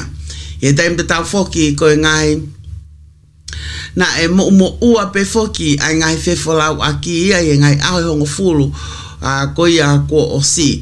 Ko United Airlines i e taoni o kune pehe pe me i kautaha koe ni o United Airlines koe weekend ni koe ni ka hoko mai koe weekend ni mo ua taha ia i a kinau tol whatatau ke historia o United Airlines me ke kakai o tokolahi ake toko ua poine hiva miliona te nau ngawe aki ai kautahani me aho to apule lulu aho wahiva o au ki tusi te aho tolu. Aia o kuto hiki aki ai pese te tolu e totaha ai tokolahi o e kakai pe a koe taimi mo ua taha United Airlines ka hato noa a kosi. Ko toi whahape foki American Airlines. O ku kau mo nau tolu he mo ua au pito, whafofua ke kau customer tolu po ine valu miliona.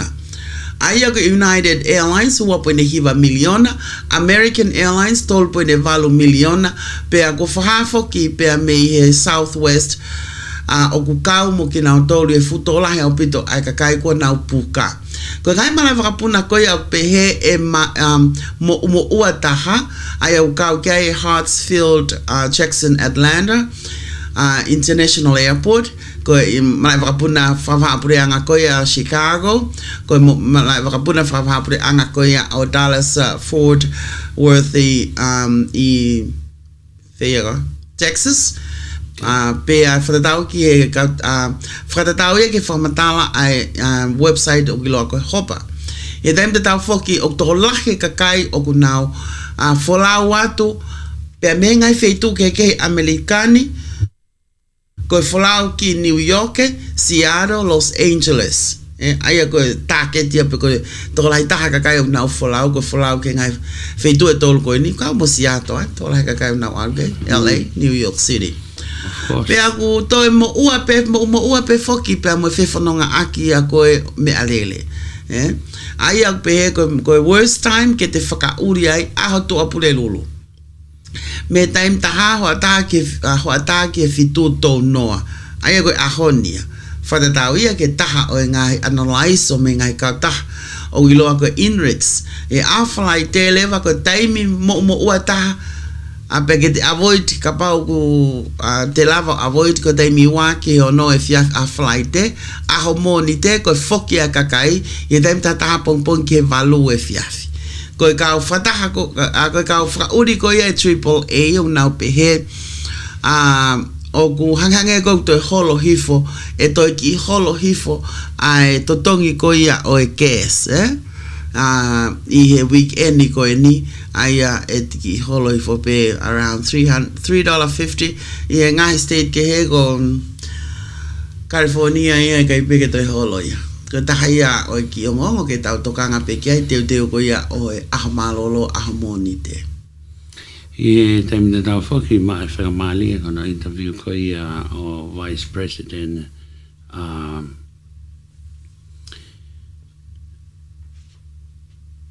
Kamala Harris ko ia ko wai be ang hililiu ko na ko ne tawebe ko pau filia ko Palestini e be ngai me atene ang hililiu meni o matopo ngai me ko ini hoko ko Vice President ingai tau ko ni me fa ko mali wato ai feu ia ngai me lai ka hitem tau be lai mono feu ia fika wahi mo ngai whakanga ko ni mo no ta palasi e tono sam ka ngai me ni hanga ia brush it off ko I fu mau inga focus ingai me mo ngai foto tu enesio ki he foto tu ngau ki he ka o about hoko ko Palestini pia mo in a running mate Tim Walsh aya ko vanaya o Minnesota aya ka hoko kana hoko ko Palestini o fonoa aya o ku lahi pe mga mea o ku ke nofo pe ki ai o whatatau ki ngai fotutu me whakaukau o hange pe ka was whanongo ki ai emeli Ka me ek fai ki pe ia ke whapapau I kau taha whai ngongo whika waki. Pea te hanga hili liu ka koe basically e rango wakai hi whoko mea te tau pe tene whapapau I ne whahoko a ne ngahi whatutu me whakaukau tau whita ngai isiu koe ni koe lahi taha mea koe ni whikaoaki mo whiriliu waki koe oe ea. A hono ue sia whamamalahi e whiriliu waki o ea. Kaue e ngai mea whika oroaki ka pehe whoki ki he mea koe ni immigration ni and so on. Ka ku maki he mea of course o ki ai a hohaa ko ia koe tonga whaekonomika whonuani mo e inflate ai mamawhange ai tonga oku ia inflation. Ka wai tau wakai e ngā honi oku alwe ke toi lele yanga e meli, Te lele yanga ko toi, ko mea benu ke mamawhaka ngā honi ko e sōpingi, mea toko ni. Ko ngā he oku e take time ia ke whoki hifo, he ko kamata ke holo ai ke si, tātou whina pe holo ai ke si ia, ko ngā koe pehe lahi kakai de nau whiwholawaki I he a maroro ko ia o e wikeni o koe ni ki holo ka koe inflation henga te au I he mahina katu e whai e liliu me he treasury ko ia Amerika ni ai peseti ai kaurerei ki nau tolu o ku ia nau ngai mo ua I credit card ka pehe whoki ke ngā tolu o ku ia e nau ngai no tatonga nau ngai api and so on ai e toi holo ai peseti ki laloangi ki toi alu ki toi lele ka wai tau sia ki tunga whakakatoka tunga whakanomika o alu ke lele au pitanga I ahoni mili I he taim te tau pe whoki o kua whahapea me he ABC 7 News, kua pasi whoki I he kau whaulao o California ni, ai ngahi whiema o koia ke whakataptapui, ai ngai aki e telefoni I ngai api ako e whanau, Ai a koe kau whalao koa California ni, kua nau pasi e lao koe ni he weekendi, ai e whie mau, ai ngahi public school ko toa peke nau hau, pea moe palani ki whaunga koia te nau whakangata ai, pea mo taofi au pitope a hono ngawe aki e whanau ai telefoni, e whamo oni ai ko wana koia o California ni, Gavin Newsom, ki lao fo o koe ni. E taim te tau whoki o pehe na whahu atu ai whailau koe ni, ai au iloa koe phone free schools, ai ane introduce ia assemblyman ko George Hoover, nane toi i siu lai, moe whakaamu ke hoko a hono whataptapui koe ni i California kotoa i he tau uafe mawano i siu lai. Ko e ngahi apiako kotoa pe, ai au whie mau ai whanau, ke to e nau telefoni o whao i nau loka, pe ko iai pe ai ngai whitu o silai, ke whao ai telefoni ai whanau, lolotonga ko ia ai hoa a ko. I he taim te tau whoke o nau pe he, ok pe ngai exception. I he lao ko e niu ka wai whanau, ka pau kuna ngai whie mau whaka whaito. Ke nau toto holoi e nau telefoni. Ka koe whuke ngai apia koia mo ngai wahenga peko ngai districts, school district, ko nau osi ngā unu ki nau tolo ta ofi a hono ngai a koia telefoni tau te fito ki LA, peko Los Angeles Unified School Districts, na kamata maia pe me sune koia o e ta uni. Okay, pe foki ai ngai apiako te kei ke nau whakahoko a hono whakataptapui koe ni, ka koe tu koe he taimini, koe lao koe ni, o ka pau e whamo oni ki ai e kovana, pe koe kovana o California, e hoko ia koe, e hoko lewa California ko state hono ni maia o whakahoko ai a hono whakalau i ko ia ai toka ngai a hono ta ofi hono ngawe aki he whanau ai telefoni. I e loto ngai ako. Ni Amerikane be ko whaha me he taha o e kau pailate topu ko ia Ukraine ko whaha heni ne more se ne moi whataha mo e taha o e F-16 fighter ko ia Amerikani o ku ngā oe aki e Ukraine giono tau i ko ia o Lucia. Wharau mo tala koe ha mai CNN whaha me kolomua Kiev me Ukraine ko taha e nau top pilot ko ia si malolo whataha pia mo e F-16 fighter na e pehe na e crash e aho moni te.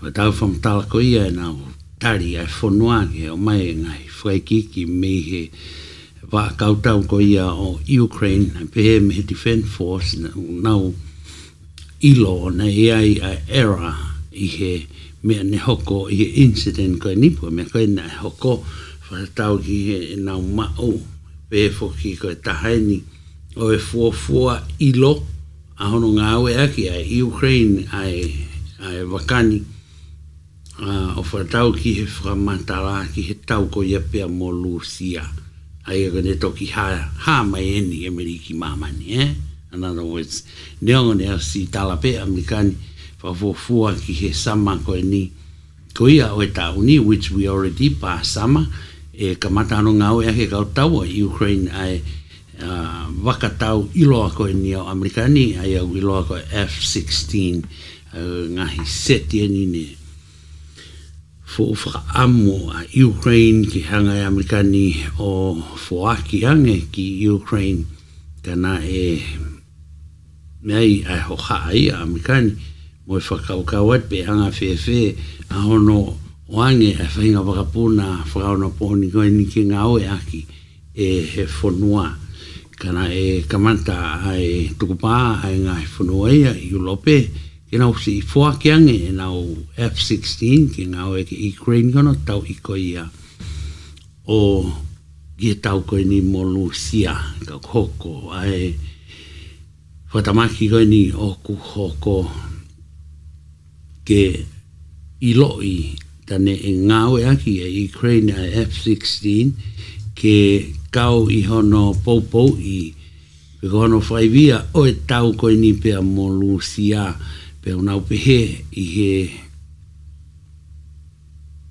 he whamatala koe ni ne taimi koe ne tukuatu ai wakatau koe ni ne ohavare pe ohavare ku kai ke to whai ha whetutaki pia mo e pailante pe toki ilo ki mui na e pā ai waka koe ni mate pe pia moe pailante au nau pehe o ku kawe ni i ha major blow ki he a kautau ko ia a Ukraine ko hinga ko e wakani na e toki kamata pero ngā oe aki he e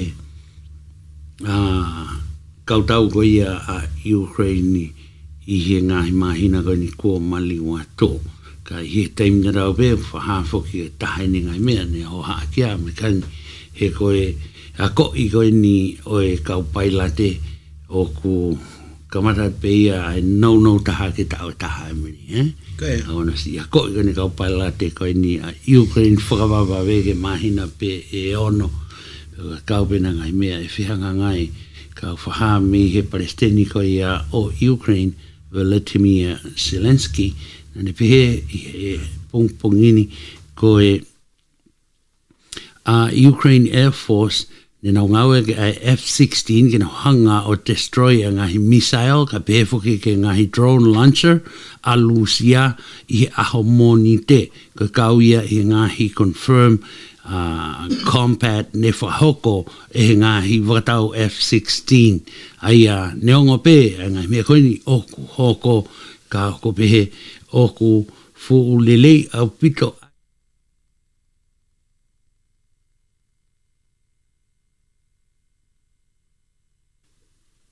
ki rauhanga o whahoko pe hanga mena o lawe koe ki aina kaua Netherlands ka pehe foki ki Denmark pe mga he whanua ki he nau loto lelei ki he whakiange ai wakatau koe ni he wanoa ua tolu neongo ne ki hesitate Amerikani hi ria tu wiki e ua ka he taim da rau pe I he tu uta koe ni ngahi waka koe ni hiliano ako I o e kau pailate ki nau whahoko ai whatongia koe ni na e whaia I he whengawe aki pia mo e pureanga Amerika kai pehe foki ki a kinau tolu e kau pailate ne a ko I kinau tolu heni Amerikani ki nau hoko koe kau pailate ki he waka koe ni. Ne honga koe tokalahi o kau pailate koe ni ne na wanga pina tonga I whatau koe a Luciama na tui foki ko Ukraine na e kau peia I he Red Army, pero kau tau koe a Lucia, taimi koe, ka I he taimi na rau pene whai e whinga ki he lelei taha ki ano a ko I a kau pailate ko ia he o ku fu o whainga ta au pito. I kai ngata pe a hono a ko I koe ki nao tolu ka I he taimi na rau pe koe ka kai koe ki nao hanga utu e wakapuna mo whamahafu e wakapuna e meri te kau ia I he toi futala noa ia o ku lolo ange. As well. Kage, o lahi apita ngahi mea te nau whihanga ngai moia, ka koe fuafua wakai nia, ko o si pā, pia more mai moia pailante, ka tau siange, ka ha e mea hoko atu. Mili? Pea me he BBC News, koe kau hiva I loa eni o I loa koe apa. Koe kau superstars eni I apa, mana tu koe kau hiva eni a me sweat eni, ai apa. Ko nau launga, ko uhi koe nau ngai hiva na asi I ngai campaigni koe ia a Donald Trump. Ai au kau e fu hiva koe, the winner takes it all. Pea o ku kawai mo fu hiva koe money, dancing queen. Na asia I he campaigni a Trump I Minnesota I si ulai. Whatatau ki he taha o ngai newspaper page o e teni o kui loa ko Svenska Dagbladet. I e taim te tawhok nai whahape me he news agency ko ia koe a Reuters, Na ane pe he koe lekoti ko ia pe koe record label ai apa o he Universal Music, Pe i e taim te tau, katoa kau me mi pa koe oe apa ne nau wakai koe ke fo I video, na ngā ake event koe ni, pe aku nau request, ko nau os o mai e tohi ki he campaigni koe a Trump, ke to o ai fo I video koe ni, removed and take down immediately. O kui kai ke ha nau permission, pe ko ha nau laiseni, ki he ke, nege ke ha laiseni pe ko ha permission, campaigni koe a Trump, ke nau tae fo him. So we're talking about a song, right? Yes, Sai, I taim te tau, o kai ko nau tolu pe, o ku kawai pe a mo Foo Fighters, o kuna o si o mai pe mo e fetu tak mai ke Trump campaign ke to o pe mo na fo hiva na tol na nga a ke taha o nga hi Trump and I really a Trump ko my hero ye fe ki pe mo e mahina ko o si na fa ha he timia ga Celine Dion and now tala na unauthorized hono nga aki I fo clip pe me fo hiva ko Celine Dion ko my heart will go on. Oh, no. And the family of late soul singer Isaac Hayes na ane AVP in the order beko in the tutu uni kia Mr. Trump to stop playing Hold On pene pehe ogo I'm coming and demand paanga tolu miliona in licensing fees. Wow. I maasi ko tama afifine hiva ko ia ko Senate ogona. That's not good. Na ane demand ke ta ofi a hono play ene fo hiva ko nothing compares to you. And ane pehepe a quote disgusted, hurt and insulted. Ene fanonga ko ki hono play ene fo hiva anaya ihe mea ko ni amea. Kaki muai.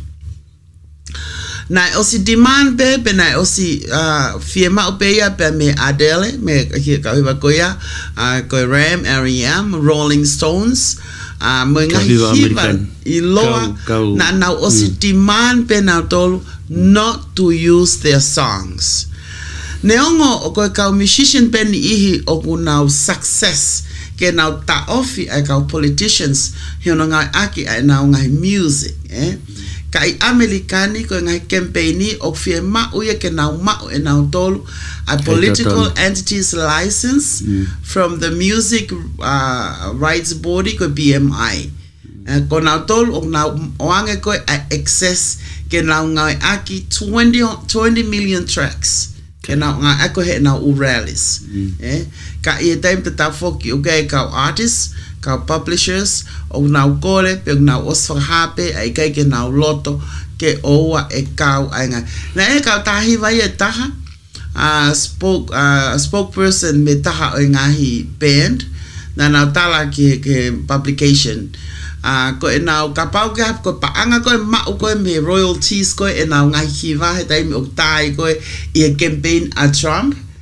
ke ave ngahi apa ngai ko ya o donate ya ke campaign a Kamala Harris ka ko apa ya mo ka hiva ilo ai mama ni o kuna o lea e ponga e ango me BBC 7 te ki tala no fa ngo pe e ko ka me fo o ni mili ka ya kamata pe la unga ai ka star o americani e ngawe ke Donald Trump pa vai ta sio ki ai I mean, opana na usaia pena doia Donald Trump e meriko tuhi naulea. Ka kuhoko e nau tau whihia na toga Donald Trump, ke nau hanga race e nau opinion, ke nau omai e nau totono. Sai, koe mea ngani koe ki he songwrite. Na osi tau tea e whahinga o lau miliona e meri, ke nau mauma e lau tutu ni koe ia. Pea koe tō taha na kai la koe whiha miliona o ni whima e tolu ngea? Tolu ngea miliona. Tolu miliona. Ko ki nau tolu wana koe o kunau o si lau ngā tau pehepe ka nau whakaukau ke nau su I whakalao I campaign at Donald Trump. They can automatically win. I can see that. Because ka kamea fo o nia e meri. Ka kotui ka toko lahi o ki nau tō ki anga koe overall view koe I ngai complain koe ki mua nai kaipe ke nau fie mau e nau hiva ke affiliated with Donald Trump period basically kege koe anga e ko opinion o whatatau ki he mau koe ki mua I ono hake a launga koe whikau aki ma ngahi hiva kege koe tō kaupe ni ngai mea ko te fufua whanongo ai ko whakanga e no ngā wea ke ngā hiwa ko whiai campaign ni ko I ka hapalpare mai a no tui be meri ka lahi taha pe lahi pe ka kai nau fulota mamai kege nau sa ia ne urunganga mo ne founga and whatever meri pe a me he BBC News ai pe ko me ne hoko I he Arlington National Cemetery whika wake nia pia mo e hanga e taha o e kau campaign ko ia a Trump o si teke i e kau ngāwe kau ngāwe i Arlington National Cemetery. Ai ko whai toka whukene kau sotia, Pea, koe mene hoko koe ni, ne hoko ia koe uhinga, nei wheinga mai tō taha ngāwe koe i he whai toka, ke whakahaka nao tōlo koe ke ngofua, i he Arlington Cemetery, Arlington National Cemetery, ke whaiha whai tae. Me whikawake ni moha uhinga whapolitika. Koe uhinga, koe tuunga whapolitika koe nao iai. O tapu behe lau Amerika. Koe ia, kana e wheinga e tō tahani ke ta ofi ai whai tā.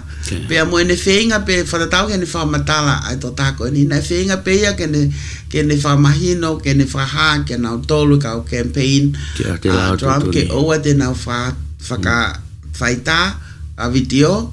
Pea ke nau o whatatau ke tutu uni ko ia o e whaitoka koe ni, he koe whaitoka koe ni, o osmahino pe ai a hono whakatapui, ha whahinga mea whakapolitikale pe ke hoko ai. Ka koe neongo ia, na i kai ke, na i teke i kau campaignia koe a drama tō tanga aue koe ni pe na e whahai, koe ngāwe koe na hanga koe teke is an unfairly attack, pe a koe kai wha professionale. Nei ke deny ia he Trump campaign e mea koe ne nau hoko o pehe, nei o sitari, na osma e na tole permission, pe me he taha o ngai whamiri ko ia aia ne kau a e nau kau honau me mi pa he whamiri i he o wau koe ni, aia nei o sakata ia he whamiri ke nau whaita nau tō. E lawe whaita he whamiri ka tapuia he lao koe ia ai whakatoa. Ko no ngai aki koe ia ai cemetery for political campaign in the US armies. Ko taha ia ai lao mahu inga ai lao mamafa ia. Aia ko fo i federal lao whakapuri anga koe ni o apply ia ke fuu cemetery. I cemetery koe ni. Kane ongo ia. Na ripoti ai mea koe nei hoko ke kau policy. Pea i he taim te tau whoki o si whakakauka o si decide pe e tō tahanga aue koe ni. He kai tene pursue charges. Ka i he taim te tau pe o ku iai pe ene whakaamu. Ai mahu inga ko ia ke whakaapapa i ai ngai lao. He koe mea koe na e hoko koe o wau ma ke heia memorial ke ona ai kakau sotia tō taha tolu. Ne nau ne whapongi nau tolu tonga ko ia ai withdraw Amerikani mi Afghanistan. He tau e tolu koe ko aina tau tolu aki ke ahomoni te. This Monday. Ai koe taha ia ngai. Te pepe moi hoko tala noi koe ni ke come a big issue ameri, Koe. Neongo hangi haki mea si ka koe mea koe na e whakangai he toko lahi, ta e whakapa ki he kau pekia. Ko uhinga u lao mamawhai koe whero, whikau aki pea moe lao koe ni, whia mao ke whakapa e ka kai koe si more na moui, ko uhinga, ai ko kawi ngai uhinga lahi au pita whikau aki moe isi koe ni. Ko tō taha koe i he kau ngāue ko he cemetery. Nā kei ni whia mao ki he kau whai ngō ke identify a hono peko hai ia. Ko ne manawa he nā whai ka hanga he kau follow koe a Donald Trump o whamea ki ai. Something around there. Pau ne pehe kore pe ka whai ngō oe o mai a hono hingoa ki toa. Ka whaambe e akwa toko lahi ki o nā tui hoko. Whainga mea pehe mili. Tā e ngahi o ngongo pe a mei he BBC News. Pe mua ke atu mātau ki i whanongonong, ki mua patau toki hoko atu pe a mui wha osi koe. Koe lawa, we, ia, oku, we peki o ngongo heni. Ia, tūku mai. Ate ki whanongongo tau toku whoki mai. Malo. Tuesday, a big heat up is coming, so be prepared for it. And until then, enjoy.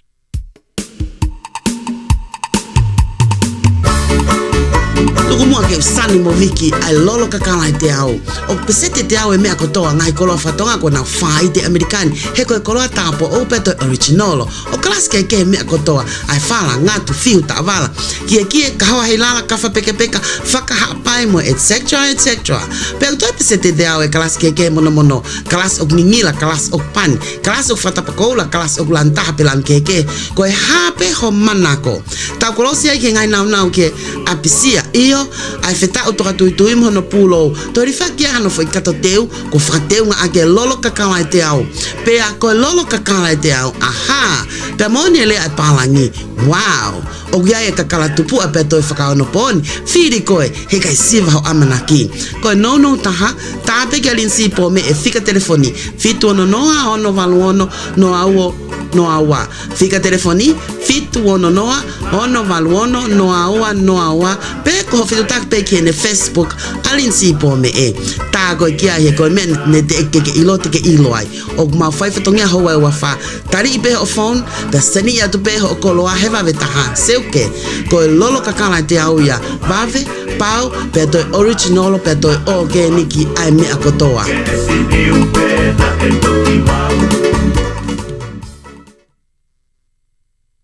tu mo ke tau hoko ka pe ko tu ka faki o ngongo fa mui taha pe ni o lava ke tata nak mai tau te fito ke ngai o ngongo ko ia pe a me Amerikani pe a mo tu apure anga foki ko e taha foki ai ngai o ngongo o mai pe a me he BBC News ma ko sa e mo pe no atu faki o ngongo ko ia pe a me ka taha ngongo a Britania ko e taine princesi ko ia o e a fonua ko ia ko Norway ene princesa fonua ko Norway o te ke whahoko a ene mari pe a ko mari ko ni o aho tolu teu ke aho tolu aho no kato anga e fu mari aya ko mari ko ni ka mata ia aho tolu ko princesa fo ko Norway fine ko Martha Louise pe a ko hono hoa ko tama Amerika ia self-styled shaman direct Verret. Me lau ngea we ka kai de nau tu uta tu ke kolo ko ia ko Alazan. I te whakawhakawe si te ko ia o Norway ko ia kamatai I meet and greet pe ko e fetu felongo ki ko ia ai fukau ai kau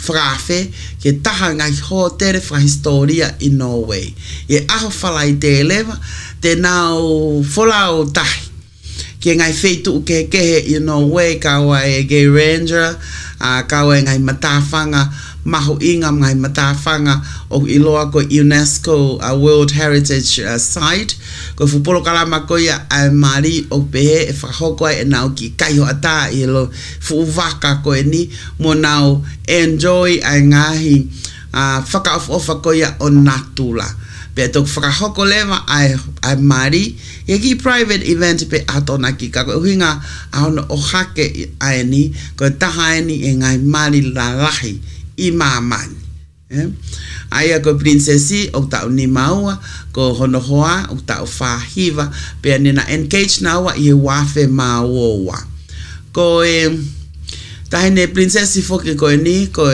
tahaia o whanau pe tokoa pe ko ngo alo tokoa tu i ko ia no way King Harold's ai ko ni tokoa ko ia pe mohono ulua ki mari ai ko fefine fautohieni pe ne maua e whanau e toko tolu ko ni pe ne to e mauhoa pe ne vete mo to ta ko e ka to e mauhoa e wafe tafitu pe i time te tau foki na ne malo loko o si hala ai futu ia ko ni i a Christmas i wafe tahiva ka ko tahai ai ngai ngongo pe me BBC News e te o fu mari faka maman lahi ko ni kai in Norway princess ya Norway fahame CNN la toko fitu i severe turbulence i pura mai kai United Airlines ai na force ke na land i Memphis ne ongo ko waka ko ni ne totonu ai ko Boeing fitu tolu fitu ko ne puna me Cancun, Mexico, ki si kako e ane afi ni. Ka ko hinga ko e severe turbulence ko ni aia ne reporti o whaditau ki he Federal Aviation Administration.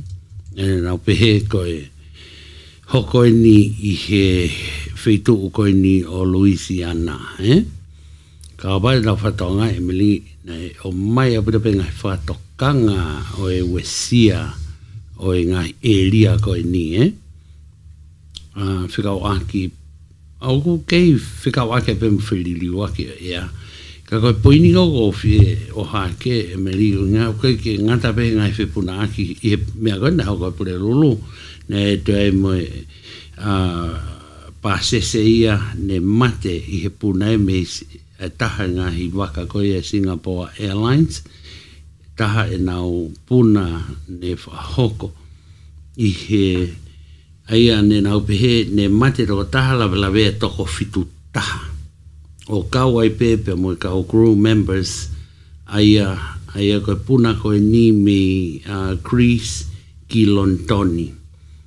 Aia ne nau experience ai severe turbulence koe ni. Pea te kau pea moe kau pasese toko tolu noa ne nau lawe i he ea Europa ko e puna me Madrid ki Uruguay ko poini Emily ko ngai ahoni e whepuna aki ko ngā ko e fō lahi ko wesia e whiliuli waki ko e ea ko any flight, anything can happen. O whamana maybe ke no for mau pakole a seat at all time. He ko kai ke te ilo whetai me hoko ai emeli. Lai whakawhepuna ki ngai ahoni. Pea te alu a whilili waki ea ke te wesia. Pea koe no tau sia o pēni alu ni ke lahi pea toi hoko. Pea kai ke ka oku wawhono o hake. He oku nauhanga ai o nau pehe o toi hiki aki ai peseti e nima. Ai ngai palparema koe ni pia koe uesia koe ntala mai impact of climate change. Wow. Kake, whamanati peka inga tonga. Kau ke puna, te rawe pe koe puna no, koe puna loa, pe koe Alpha International, katoa ngai flight koe ni, Neo koe haue me Cancun, Mexico, ka koe nea mo koe ki wheitu koe no Louisiana, ngai wheitu koe ni o kuwesia, koe mea ni e la peke hoko any given time, Emily? Ngata tau ngahi uni o ngongo koe ia ki he houani.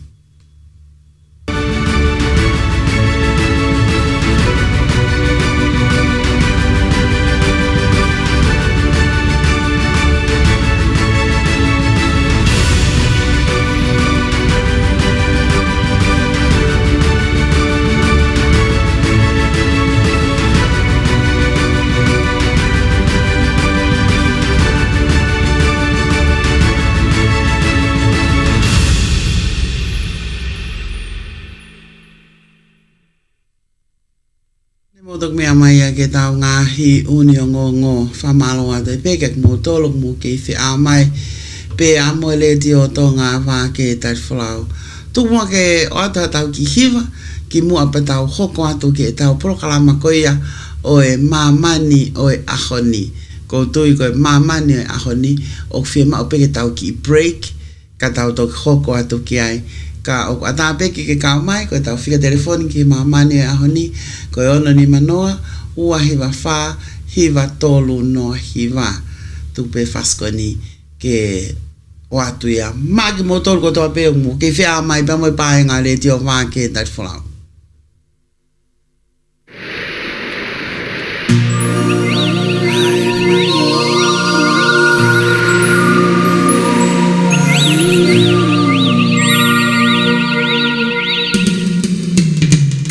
Long ago, what so long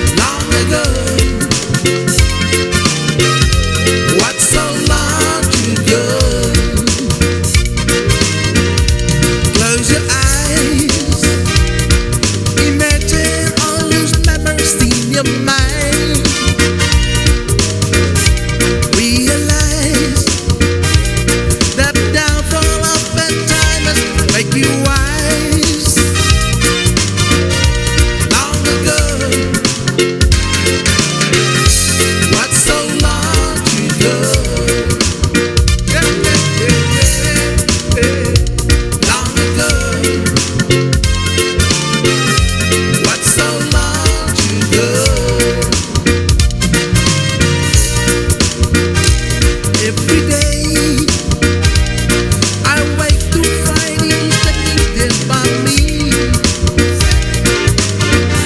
You lost the way. I don't believe I met you when have to say, oh no, long ago. What's so long ago?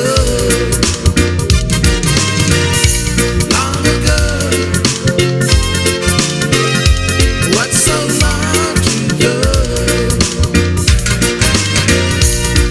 If I do say, but I know now in my mind, in my mind, in my mind, long ago. What's so long ago?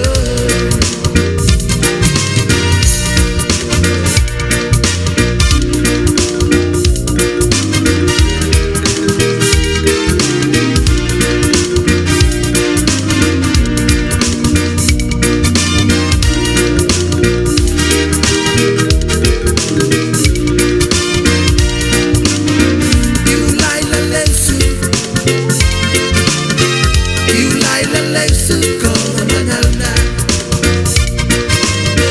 You lie la lesu, you lie la lesu ko manana. Close your eyes, imagine all those memories in your mind. Yeah. Realize that downfall of bedtime has make you wait. Oh no, you lie la lesu, you lie la lesu ko manana. You lie la lesu, you lie la lesu ko manana. Every day I wake to find it standing there by me. You have to say, lost the way. I don't believe I met you when you have to say, oh no, long ago. What's so long ago? Yeah, yeah, yeah, yeah. Long ago. What's so long ago? If I do say what I know now in my mind, in my mind, in my mind, you lie la lesu, you lie la lesu ko manana. You lie la lesu, you lie la lesu ko manana. You lie la lesu, you lie la lesu ko manana. You lie la lesu, you lie la lesu ko manana. You lie la lesu, you le dio wa ke ta flau ko tau tai mi te wanoa ke ni ma pe a te tau hoko atu ke tau tala noa ko ia ki he mamani o ahoni pe a ko sione i tai mini o ku i he vava pe te o atu hono la ita i ene lolotonga ko ni he vava. E na whenga ki puluto a tuka ni ku mau e fumea ia. Ko mea e hoko e tuku pehe ia e pe. Kau ni he palema whehangahanga i pia mo nasa. Ko inga ko o pailate kona na heka i he. O kui peni ko e Boeing Starliner spacecraft, ana Lance NASA pe nei ai Butch Wilmore pa mo Sunny Williams ko kawia e o pailate na alu ko ia I he wawa pe go tu I he tainimi ko osieni ne tongi na alu pe ai valo ka wala kingi osi a wike e tahawa pe una si staka pe I he International Space Station talome September a hono pe ko ia I go tu ni I he tainimi ko nga ko parema ko ia mo proportion o pe o koe ai mama ai ke si pe wai ho ana fai ka vela e waka more mo ia o pailate pe ko ai ko fai ai finga we aki ke foki mai ai Starliner Boeing Starliner spacecraft ke te foki mai ki Amerikani pe ko fonga kono foki mai ngawe aki pe ai remote control emeri control pe NASA hono foki mai o wakani neongo ni kai ke complete ai misiona koia ne hoko ai hoko pe hono foki mai o wakani me he mission control I Houston ai me he senta ai o nau pehe foki mai ai wakani fo ki he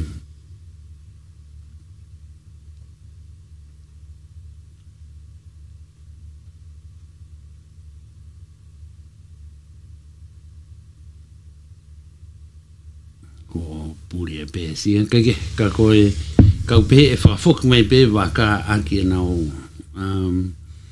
he ka pa se ia e no fo pe ngo ka koe ka pe ni nga hipokalama ki ono test flight ko ni ono hoko ai hono redesign ai Starliner for the from tal ko ia ka ta ai ni now for hoko ai fatongia ko ni fo o ku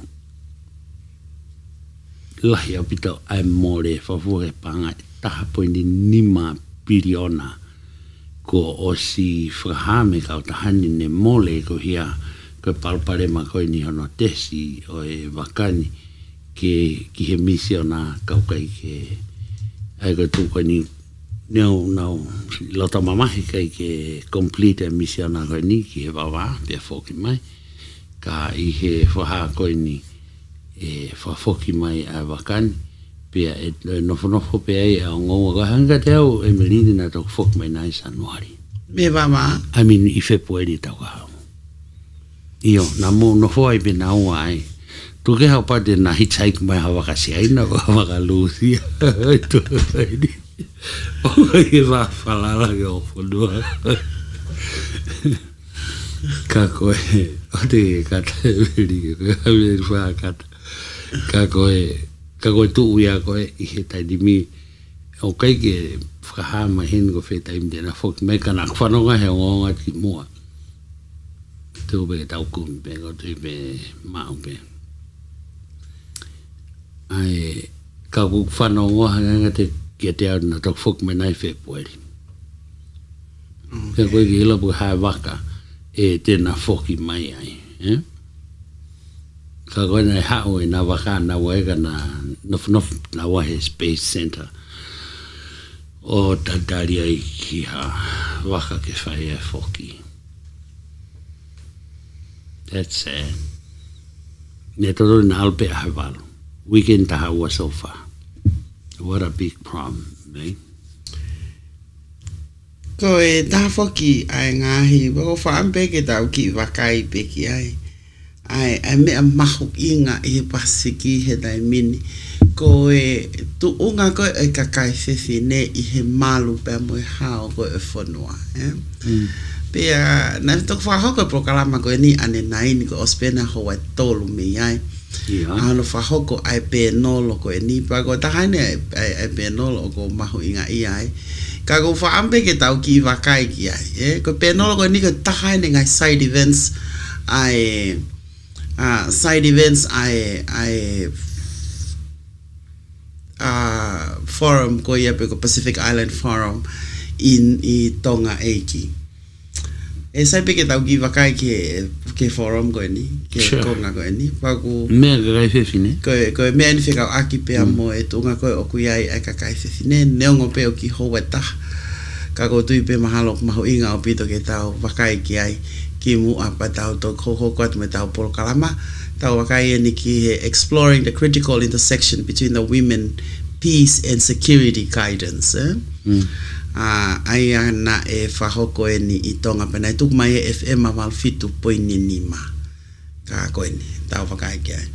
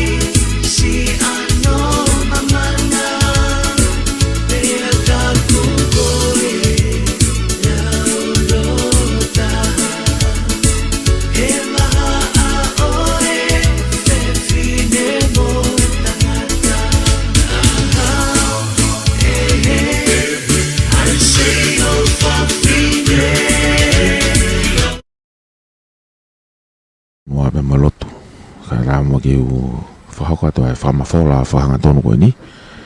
He tau radio valfit poni ma FM whatahamu tau live stream i he pēsi Facebook Broadcom FM 87.5 Broadcasting.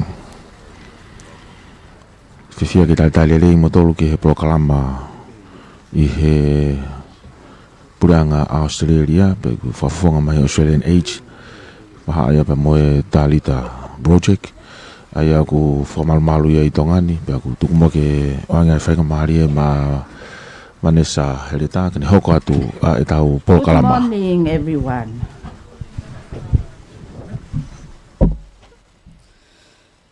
On behalf of Honorable Lord Vaya, Minister of Internal Affairs, the Pacific Women Mediators Network, founding members, Sharon Bakwan Rose, and also Andy Lydia Nailatikau. We extend a warm welcome to you, Honorable Minister Fegita Utoikamanu. And we also extend a warm welcome to our fellow panelists this morning, Chief Superintendent Kalisi Tohifolau from the Tonga Police, and also our young woman, youth leader from the Talitha Project, Fuatino Tangitao. Welcome to you all, and thank you for generously giving us your time this morning. Welcome to the side event of exploring the critical intersection between Women, Peace and Security Guidance Note and the revitalized Pacific Leaders Gender Equality Declaration and 2050 Blue Pacific Strategy. I also want to acknowledge the ongoing support of Australian aid towards the Pacific Women's Mediators Network, which we are also a member of. Before we begin this exciting dialogue, let us acknowledge the source of our existence. Let's bow our head in prayers. Heavenly Father, we thank you for this beautiful day. Thank you for bringing us together this morning. This is no accident. You brought us here for a purpose. Thank you for today that the rain has cleared up, and thank you for the wonderful meeting this week. This is the last day. We pray that you protect the people, the people that are going back today and tomorrow, make their way home. We pray that your anointing is every one of our visitors.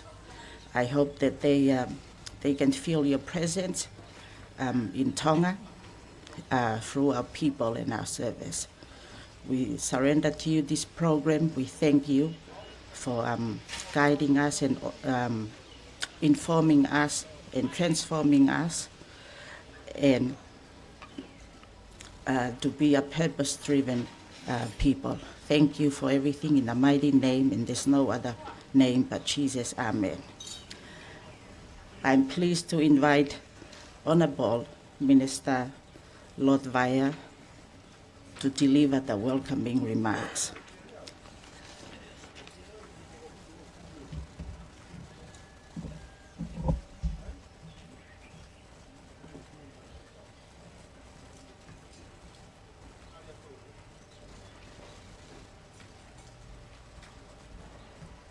Ia ko malunga tonga. Ko e tata ki Minister Potunga we Mia Lord Vaya.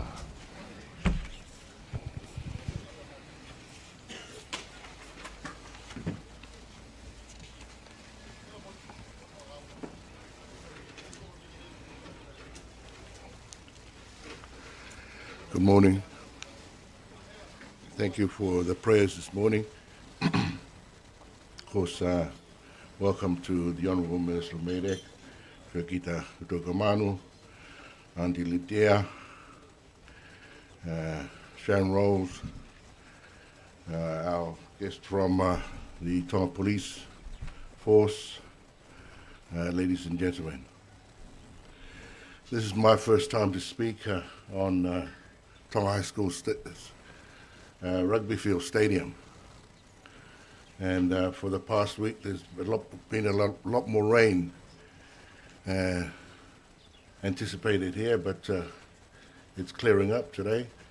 So very historical. This land, of course, used to be, originally this started, used to be from Tonga High School, Tonga College. And of course, Tonga College moved over south to where it is now.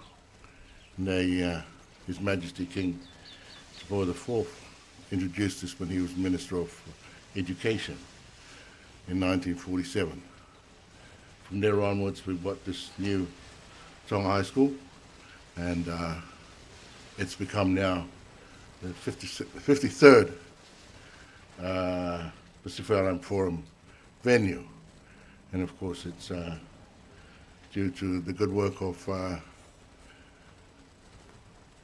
the Prime Minister, Wakamiriko, and the government of the day. So congratulations to all of you present here, and thank you for bearing with the rain over this week, eruptions, and of course earthquakes. You've done exceptionally well. I'm pleased to welcome you all today in what is in our ministry's third collaboration with the Pacific Women Mediators Network, in collaboration with the Tarita Project Tonga. Last year, ahead of the briefing, the UN Security Council opened debate on behalf of the government of the Kingdom of Tonga.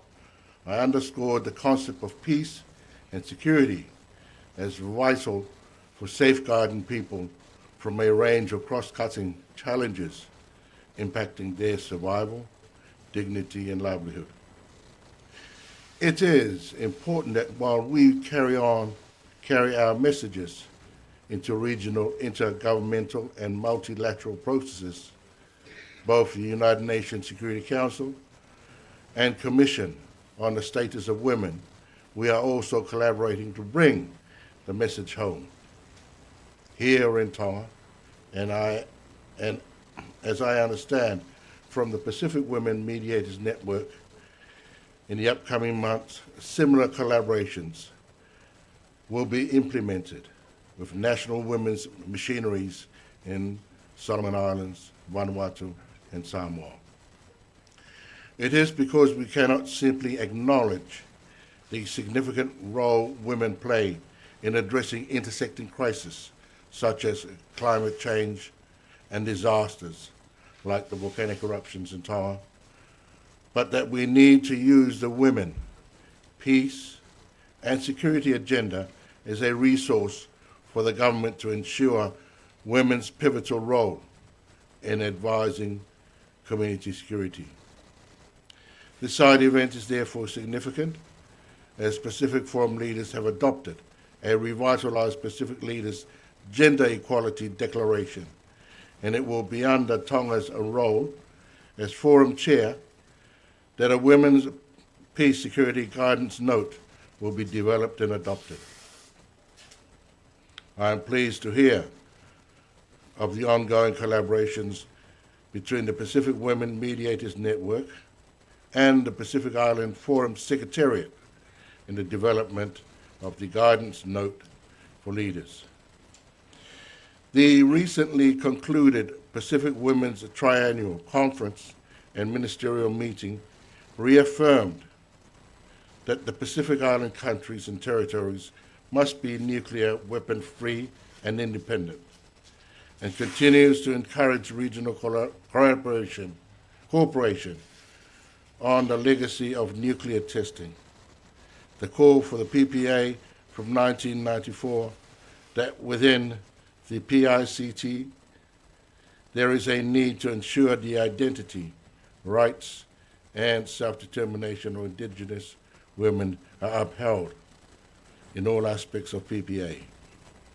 A commitment to ensuring leadership and resources at the local, national, and regional level to enable the full, effective, and meaningful leadership and participation of women and youth-led networks, and women-led mediation at every stage of peacekeeping, prevention, and resolution, and the urgent need to understand and address, using intersectoral tools, the multiple, severe, and converging crises impacting women in the Pacific, including the climate change, gender-based violence, and deterioration of physical and psychological health for women and girls, the very issues our Pacific Forum leaders have been deliberating this week. However, I want to stress that just as we want a strong and resilient Pacific Island community, we must ensure At national and sub-national level, we continue to collaborate to build effective partnerships and promote the Pacific way of fostering peace and security in a meaningful, inclusive, and international manner.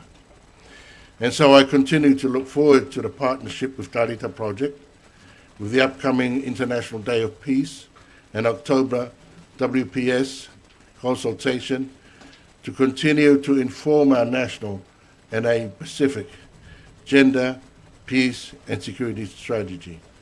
It now gives me a great pleasure to invite, as this morning's keynote speaker, my esteemed colleague, the Honourable Minister Whekita Itokamano, Minister of MADEC, who has played an important role with the multinational and regional intergovernmental processes, as well as the national level, in supporting women-led peacekeeping, including the co-chair of the Regional Working Group, which developed the Pacific Regional Action Plan for Women, Peace and Security, adopted by Pacific Forum leaders in 2011. Thank you very much.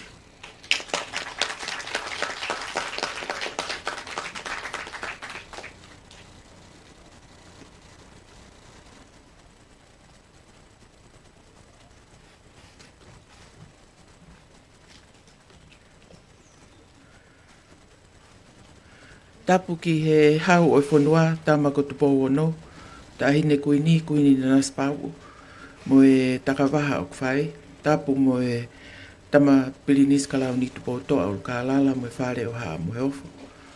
Tapu ki he pare mia o Tonga, tapu mo Lord Vaea mo e Ho'eiki. Pea tuku mua ke u haa watu I he tala whakatapu kakato e whanua mo e lotu, ka tā ke whahoko ate ki Ileani, I acknowledge the presence of the Almighty God in our presence. Lord Vaea, Andi Lydia Nailatikau, distinguished guests, ladies and gentlemen, all protocols are observed. I'm pleased to have the opportunity to speak at this side event on building inclusive, peaceful, safe and resilient societies.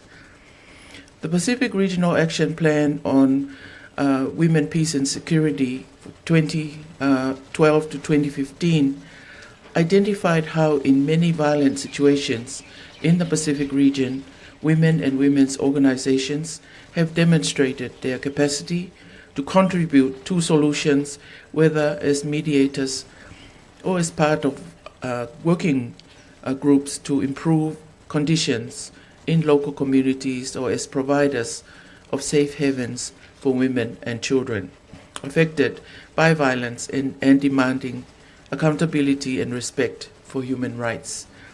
Women have been the first to work actively across ethnic divides at considerable personal and organizational risk.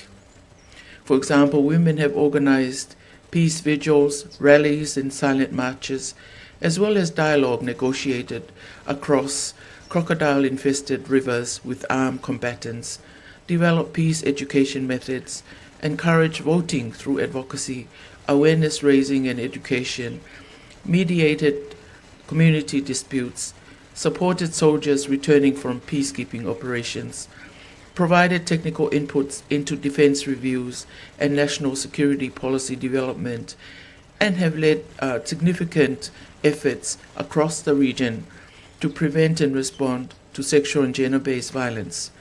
And these are only a few examples of responses to conflict or perceived threats to human security that women leaders and women organizations have developed and sustained over the years. Women in the Pacific are also frontline responders in intersecting crises, including climate change. Vanessa Heleta, a woman leader in Tonga, quickly activated her local and national connections following the Hunga Hapai volcanic eruption and tsunami. Her primary goal was to provide immediate emergency aid, such as water, masks, and clothing to girls and young women participating in their programs. She also recognized the necessity for practical and innovative psychosocial support in the midst of COVID-19 crisis. That is why the Pacific Regional Action Plan of 2012 to 2015 reframed the relief and recovery pillar to ensure that peacekeeping and the prevention of gender-based violence was contextualized based on our Pacific experience. The leadership shown by Pacific women peace builders led to the adoption of the United Nations Security Council Resolution 2242 on women, peace and security in 2015. This resolution recognized the shifting global dynamics of peace and security with a particular emphasis on the consequences of climate change.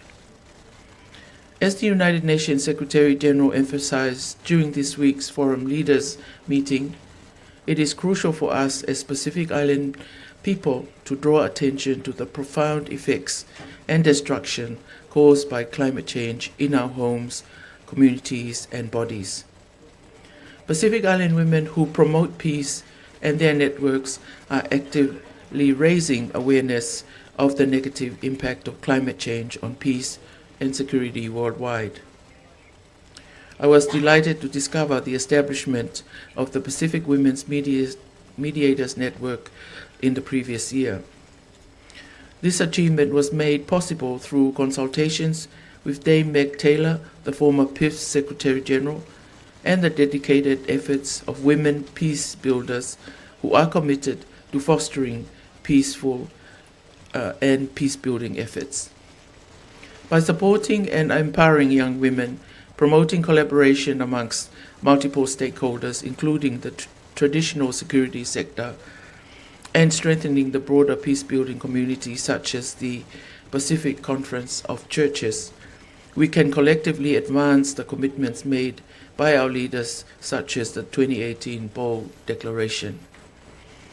Through my experience as former United Nations High Representative for the least developed, landlocked and small island developing states and Under Secretary General, I am very well aware of how vital it is that we are supporting the collaboration across the Global South countries, LDCs, LLDCs, and SIDS to learn and organize together the achievement of gender equality and to address drivers of inequality and instability, including poverty and economic inequality. I am pleased that the Pacific Women Mediators Network members at the SIDS for Gender Equality Forum emphasized the importance of recognizing the Pacific women-led peace-building legacy. They highlighted that women's voices and participation in peace processes and transitions are undervalued and underrepresented, and women are often excluded from decision-making spaces. By recognizing, resourcing, and amplifying women's voices, experiences, expertise, and leadership, including in the civil society, the SIDS region will not only build more inclusive and sustainable peace, but also pave the way for future where conflict is inevitable. Which brings me to today's collaboration, a Pacific Women's Peace and Security side event, building inclusive, peaceful, safe, and resilient societies. Tonga's current policy document, the National Women's Empowerment and Gender Equality Strategic Plan of Action 2019-2025, is fully aligned with our strategic development framework, which aims to promote a more inclusive, sustainable, and empowering human development with a focus on gender equality. Tonga's policy is the mechanism for ensuring a more balanced engagement by both women and men in decision-making and social, economic, and social and political institutions. TSDF2 also supports this policy through its outcome 2.1 on improved collaborations with and support to CSOs and community groups, outcome 2.3 more appropriate social and cultural practices and outcome 2.7 on better care and support for vulnerable groups, in particular the vulnerable and the disabled. So what additional contribution can be undertaken for women to peace and security? By offering assistance to those in need. Tonga does have a history of conflict, and the role of women as peacemakers in the home, in the community, and in the nation is very important. Government stakeholders, including government law enforcement agencies, administrative offices, and the Ministry of Internal Affairs and interagency work committees play a crucial role in maintaining law and order, including the safety and security of women. And what I would like to pose the question of what is the objective of peace and security. Women have a right to be free from violence, harassment, and discrimination, and removing the barriers of an unsafe environment. How can we promote peace and security in our community to tackle the culture of violence? We can focus on improving education, enhancing the role of media, promoting reconciliation, implementing local arbitration, and conducting awareness campaigns. In conclusion, the journey towards a more inclusive, peaceful, safe, and resilient Pacific hinges on the continued leadership and dedication of women peace builders. Their valuable contributions from grassroots activism to high-level policy advocacy have significantly shaped the region's trajectory. Strengthening the national and local mechanisms that support women's participation in decision-making and peace-building efforts is vital as we move forward. By fostering collaboration between government, civil society organization, traditional leaders, and women's network, we can create a more equitable and sustainable future for all. I encourage all stakeholders to embrace the principles that outlined and to work together to implement practical solutions that address the unique challenges facing women in the Pacific. Let us build on the momentum generated by the Pacific Women Medias Network and other initiatives to ensure that women's voices and perspectives are at the forefront of peace and security efforts in the region. Malo apito.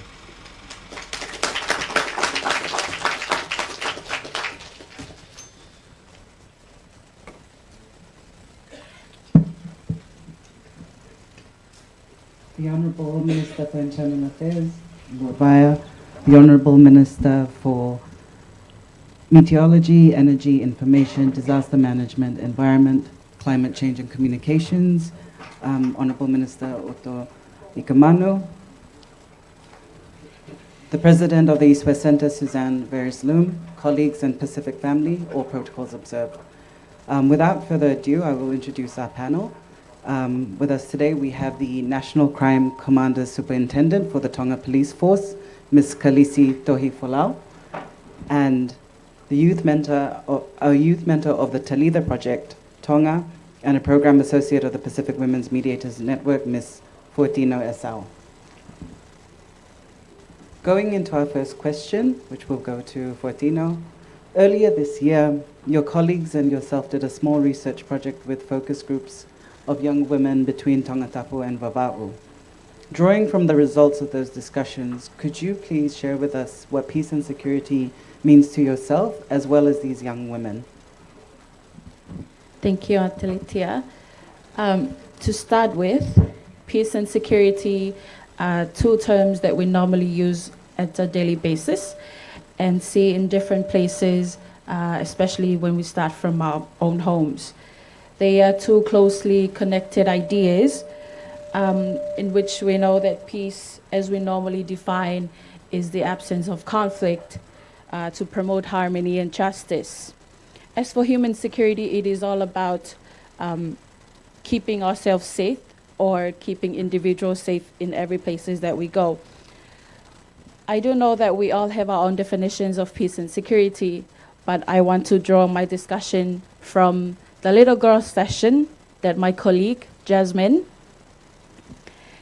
and I had in our communities. We were given the chance to be a part of research as research interns, aiming to find out how women or young women in our own communities define peace and security, and this was the outcome. At first, when they were being briefed about the topic that would be the topic of our discussion, they admitted that it would be an easy topic to be discussed. However, when we dig in to unpack these two terms, they prove the quote that we often hear about, is to never judge a book by its cover. Unpacking peace and security, we would always start from our own homes, witnessing our mothers trying to maintain peace and security, as all mothers would do. It is their responsibilities.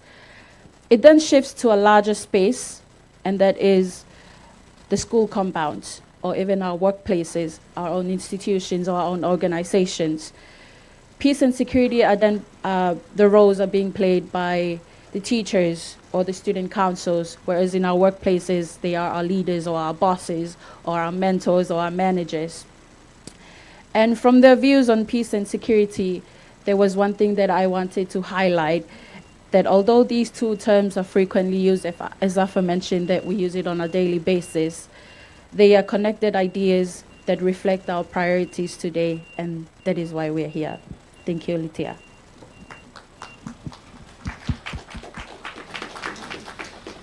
Thank you, Fortino. Kalisi, if you could also describe to us what peace and human security means to you, working within the Tonga Police Force for the last few years, and possibly what it could mean at such a high-level event this week. Thank you. Malo, kolbe ke ufanga e patapuko osi kamada ke pokalama pompongini ka tale te feo igoni e le papapalangi. Thank you for the question, and just in addition to what my co-panelists have been mentioning, I think peace and human security is two sides of one coin. It's something that we can't live without. You can't have peace without human security. I think it's the definitions of human security is widely known, and there are. I think it specifically focuses on the rights and safety, livelihoods of individuals and people, rather than the state. And I think that that come down to the seven thematic areas under the human security that covers the environmental security, food security, economic security, personal security, political security, and so forth. But from a law enforcement perspective, I would like to just elaborate more on our statutory functions under the laws of Tonga. So Tonga Police, our functions is defined in our Tonga Police Act, is for us we are to maintain law and order, preserve peace, protect life and property of the people, but also stipulated that we shall have to engage with community. And I think that's very key and vital in our role here, and working together with our community members and other stakeholders, that we need to strengthen and deepen those engagements with them to alleviate all these security issues that's been mentioning in a lot of our speeches that we've been hearing since the start of this program. Yeah, thank you. Thank you very much, Kalisi. Thank you for sharing that. Going by what you've said, that we need to collaborate more with communities, going by what Fortino has done with the research groups, Fortino, could you then describe some of the challenges that came up from the discussions for the young girls between Tongatapu and Baba'u? Thank you. As Afa mentioned in the first question, my colleague Jasmine and we conducted the research with the support of the Talitha Project. where we were able to speak to 10 young women between the age of 18 to 22 in Nuku'alofa, Tongatapu, and the outer island Vava'o as well. Bringing back the definition of peace and security between homes, their schools, and their communities, there were key issues that they highlighted, such as violence at home, violence in the communities, corporal punishment in terms of traditional practices or our traditional form of discipline. And mentioning this, it doesn't mean that there's a conflict between our culture, as we are all used to our cultures back at home. Young women facing teenage pregnancies, and a lot of issues that they have highlighted. And as we see these, the drivers of these issues are summed up in two major points. It all links back to illicit drugs and unemployment.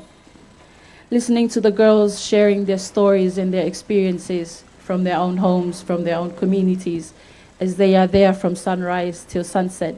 We may not be able to see them every day, but they are the ones who witness what is happening within their own communities. They get to live in fear and dissatisfaction when it comes to promoting peace and security at their own homes, and to the level of their own schools, and to the community as a whole. Thank you, Lydia. Thank you very much for sharing that with us today, for Dino. Thank you. Going by some of the issues that you raised, and thank you for sharing that from the discussions of violence at home, violence within the communities, looking at some aspects of corporal punishment, teenage pregnancies, and with two main drivers of illicit drugs and unemployment. Could you share with us, Khaleesi, how the police, are you seeing these same issues as the community reps have shared, or and how are you as a police force responding to these issues, or how could you see that you could possibly respond to them moving on from today? Thank you for the questions. I'm not saying that the police are doing a better job, but we need to improve. We're engaging more with communities. We are adopting intelligence-led policing approach, so that we are more proactive rather than a reactive police agency. So we engage heavily. We have a community policing unit. We have crime prevention units that engage heavily with our community members. We also, from the government level, we established task forces that specifically focus on combating drug trafficking, human trafficking, and all the organized crimes, and outlaw motorcycle gangs. So that was a new task force established this year that is solely to combat the effects of outlaw motorcycle gangs here in Tonga. So that's the approach that the government is moving into, and it's not only government sectors that are participating in this interagency working group, but we also have members from the civil society and other NGOs. So that's the improvement that we are working with. We consult, and it's a very inclusive approach that we also consider the NGOs. We have a working group in trafficking in person, and Vanessa is a member. I'm also a member of that. And it's we actively share information, train together, attend meetings together. I think it's those relationships that's being built, and to share those information that we need to be strengthening at this site. But for drugs, as one of the government priorities at the moment, there's a national task force and a national action plan that are stipulating roles and responsibilities of government agencies in their fight to reduce harm, to reduce supply, and rehabilitation efforts of the government towards this area. Thank you very much, Khaleesi, for sharing that. Speaking of collaboration with communities and CSO and the police force and traditional security partners at a national level, we'll also talk to how that creates a foundation of looking at regional cooperation. So for Tino, being with the Talida project for the last 2 years, which is also a partner of GPAC Pacific, can you share with us how being part of such networks supports women-led and youth-led initiatives at various stages of the work you do in Tonga? Thank you, Litia. I will first attempt to the first part of the question. I started participating in the Talita Project's programs for the past 2 years, as you have mentioned, where I joined a training or a Talanoa session of prioritizing the rights of young girls, their health and their well-being. Learning about key areas or the points which I labeled they were important to know about. I must say that I was not aware of those information and how significant they were until I joined the team. I was told that I am a leader, but then it did not make sense at a very young age. With the support of the Talita Project and my family, I had the courage to speak up and stand up and try to fill my empty cup. I must say that it wasn't an easy journey, a young female who would want to listen to my opinions, but I still carried on with my journey. Today, from being just a normal girl, a normal participant, to bringing in the voices of young women from my own community, my country, to a network of women that recognize and act to the voices of young women and also the youths in general. Through the projects of the Talita Project, they have succeeded in many areas, especially at the grassroots level. Saying this apart from myself as a living proof, and myself as being a part of the Pacific Women Mediators Network, I would like to address and acknowledge one of our youth ambassadors, Ms. Ana Malia Falemaka, which is still completing her degree in the University of Otago.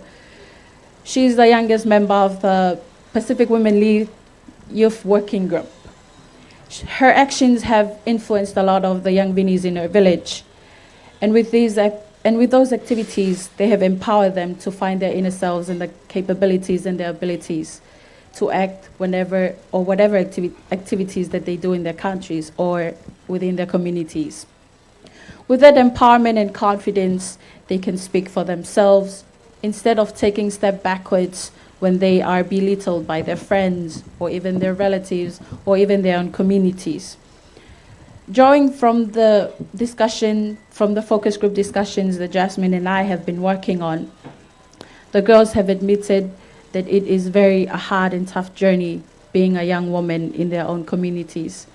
Their voices are not being heard, especially when they are at home. Their voices are not being heard. But that is what we are trying to do. And that is why the Pacific Women Mediators Network is ensuring that there's a youth participation in the network, because that will represent the voices of the young youths, not only from the sub-regions or from the regions, but from the grassroots levels to the communities as well. Thank you, Litia. Thank you, Fatina. As you touched on the support that you get from your regional networks as well as from the Talida Project and that collaboration, looking at the traditional security and the police, Tonga Police Force, Kalisi, can you tell us of some of the regional networks that the Tonga Police Force is a part of and how effective they have been at addressing some of these issues? And also looking at some of the regional initiatives that have been mentioned this week and what elements you think should be included in these initiatives for an effective policing initiative for the Pacific and Tonga. Thank you, Litia. So from the police in the region, we have a network called the Pacific Islands Chief of Police Conference. That's 20 countries where all the chief of police are gathered. So it's and I'm proud to also report here that the PICP conference will start here in next Monday. So it's currently chaired by the Tonga Police Commissioner at the moment, and that conference will run for a week from next week. So in this forum, regional forum, we have a regional network for women advisory network, and they have a agenda within the Pacific Island Chief of Police conference. So they report on the progress of women's activities across these policing organizations across the Pacific region as well. So it's called our WAN. It's the Women Advisory Network, and it's currently chaired by our chair for WAN in Tonga Police. So she's a female. She's currently chair, and that meeting will take place next week. So I think we've been making good progresses in this space. In terms of the Tonga Police, there's about 37% of the Tonga Police that are women. That's 193 members, sworn and non-sworn. So it's a fairly high percentage for a police organization with women's participation. In the international arena, if I may, in Interpol, we also have a network for female heads of NCPs in Interpol, and they have advocate the participation of women in General Assembly by having a panel that will be facilitated by women leaders of Interpol NCPs across. So that will be coming up in November.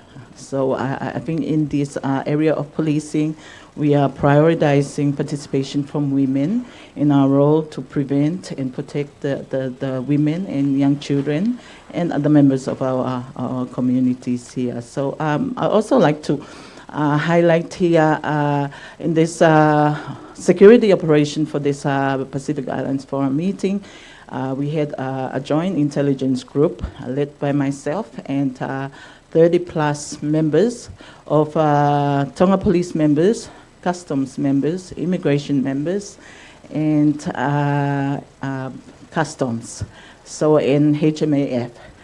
In addition to that, we have members from the Australian Federal Police, New Zealand Police, Interpol, and Cook Island Police. So they all joined us in this 2 week leading up to this event to ensure that this event runs smoothly with no threats. And so I cannot stress enough how important the solidarity and the cooperation amongst law enforcement. We can't do this on our own. And we need this. We need to collaborate more with NGOs and our sister agencies from across the region, because we need that whole of region approach. It's not only the whole of government, but the whole of region approach to combat any security issues. Thank you.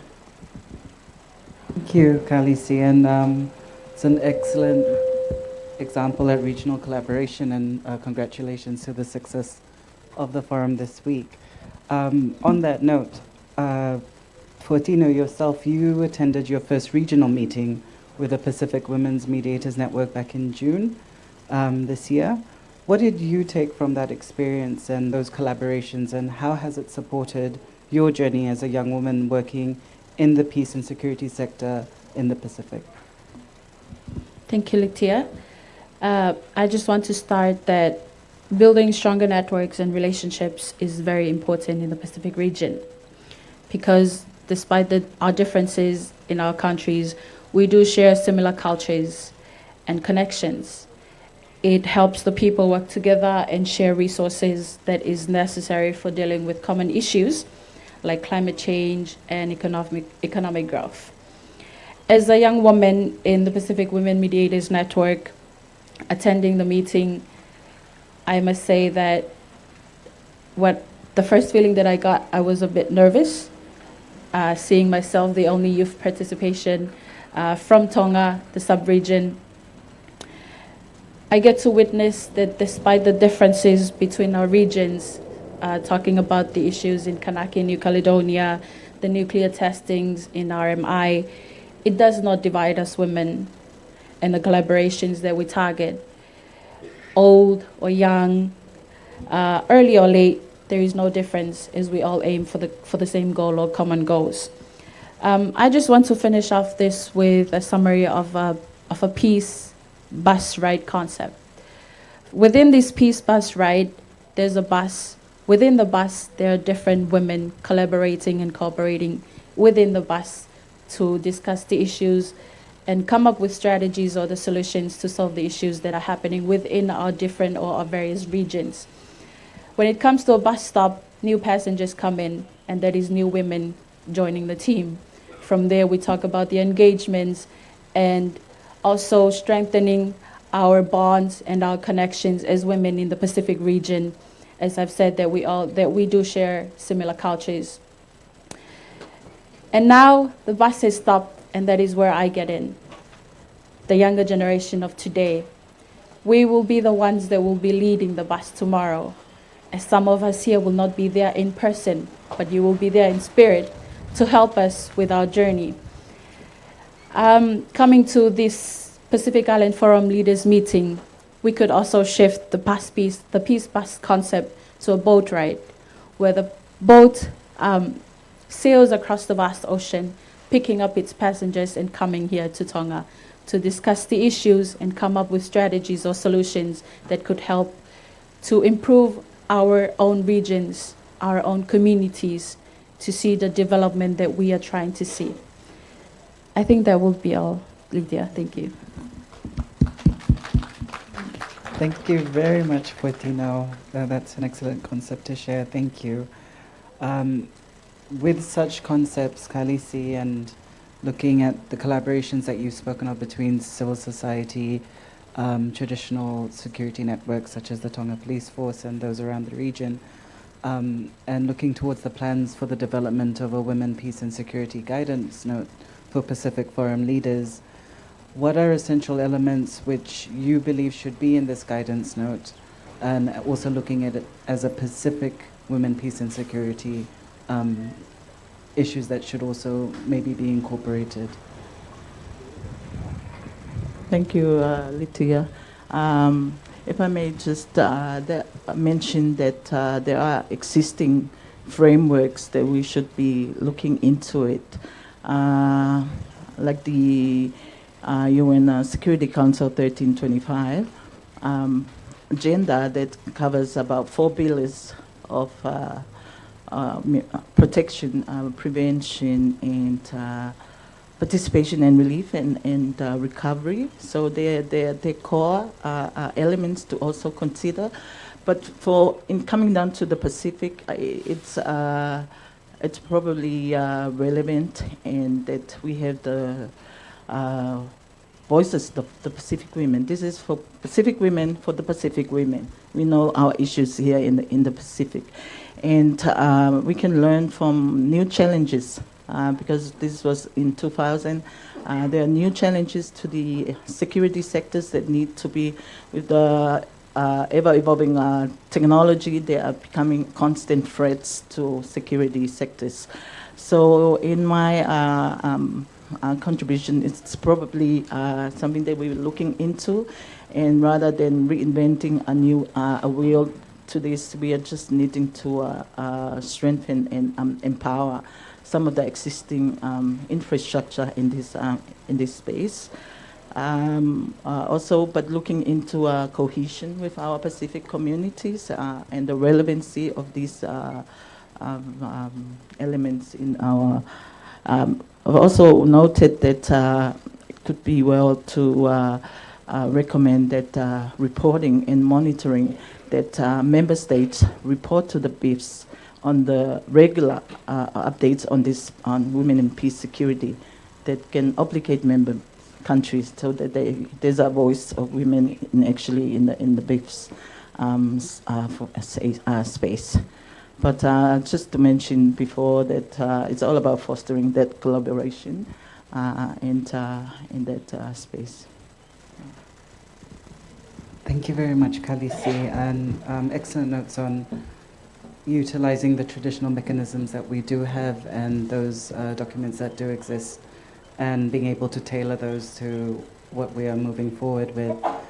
A similar question to be posed to you, Fortino, for plans to the development of a Women, Peace and Security Guidance Note. What message would you, as a youth mentor, would like to see included for Pacific Forum leaders? Thank you, Litia. Talking about the issues that were mentioned earlier, I know that we do have solutions, but it would not easily solve our issues today, or it would not solve our issues now, or the strategies that we use might fasten the process. But for me, I want to see more youth participation to reach a collaborative, holistic approach to address those issues that they are bringing in. If we are to rely, or if we are relying on the 2050 strategy, I would be in my 40s by that time. Some of us will not be here in person.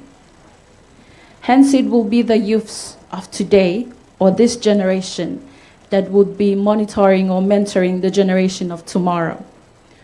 Why not we start today? If we do not start, then who will? If not now, then when are we going to start? As a youth representing the youths in my community, the youths in Tonga, the youths in the sub-region, this is a call not only from myself, but behind my back are millions of youths calling for help, for their voices to be heard. There will come a time where we will no longer sit like this, us asking you for help. If we are not to ask you for help, then who are we going to ask to? You, the leaders of our own countries, of our own regions, you will be the one to take our voices. And when we step into the leader position, we will always remember that, and we will do the same to the generations that are coming behind my back. The key message is, don't stop fighting. Let's all put our hands together and work together as youths, as mothers and daughters, as fathers and sons, for the betterment of our future. Thank you.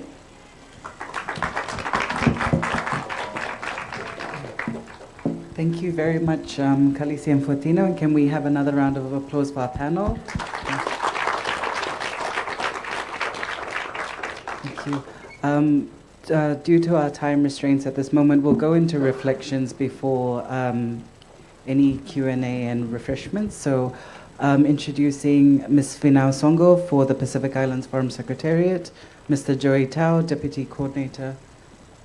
Oh, sorry. Ms. Sharon Bargwan-Rolls, Program Manager of the Pacific Women's Mediators Network, will be introducing an item. Thank you. We welcome her to the podium. Honourable Ministers, panelists, Fortino and Khaleesi, and of course our Pacific Women Mediators Network members, Vanessa, Heletan, Andi, Litia. Thank you for joining us on our intergenerational Pacific Women's Peace Bus today. We've taken a small diversion from the program because we will have some items to wrap up today's event, including a poem and a song. So I just want to first of all acknowledge our colleagues and allies from the Pacific Islands Forum and the Pacific Action Network on Globalization, Finau Songo and Joey, who will share some reflections from what they've heard today from the ministers as well as our panelists, and to also highlight the ways in which partnerships and collaborations in this vast agenda of peace and security in the Pacific continues. So first I'll invite Finau, and I'm very happy to say, as Minister Vaya highlighted, that we have an ongoing collaboration as the Pacific Women Mediators Network with the Pacific Islands Forum right now in terms of the development of the Women, Peace and Security Guidance Note. And it leverages from what Minister Toikamanu mentioned, the co-creation of the Pacific Regional Action Plan on Women, Peace and Security. So while the Pacific Women Mediators Network is part of the unfinished business of progressing the commitments in the Regional Action Plan, we're very excited that with Tonga as the chair of the Pacific Islands Forum and the collaboration for a number of years now, that we can see the way in which both small island states, our Pacific Island priorities, can be reflected in the WPS guidance note. So if I could now first invite Finau and then Joey to share their reflections on what the panel and the ministers have said. Thank you.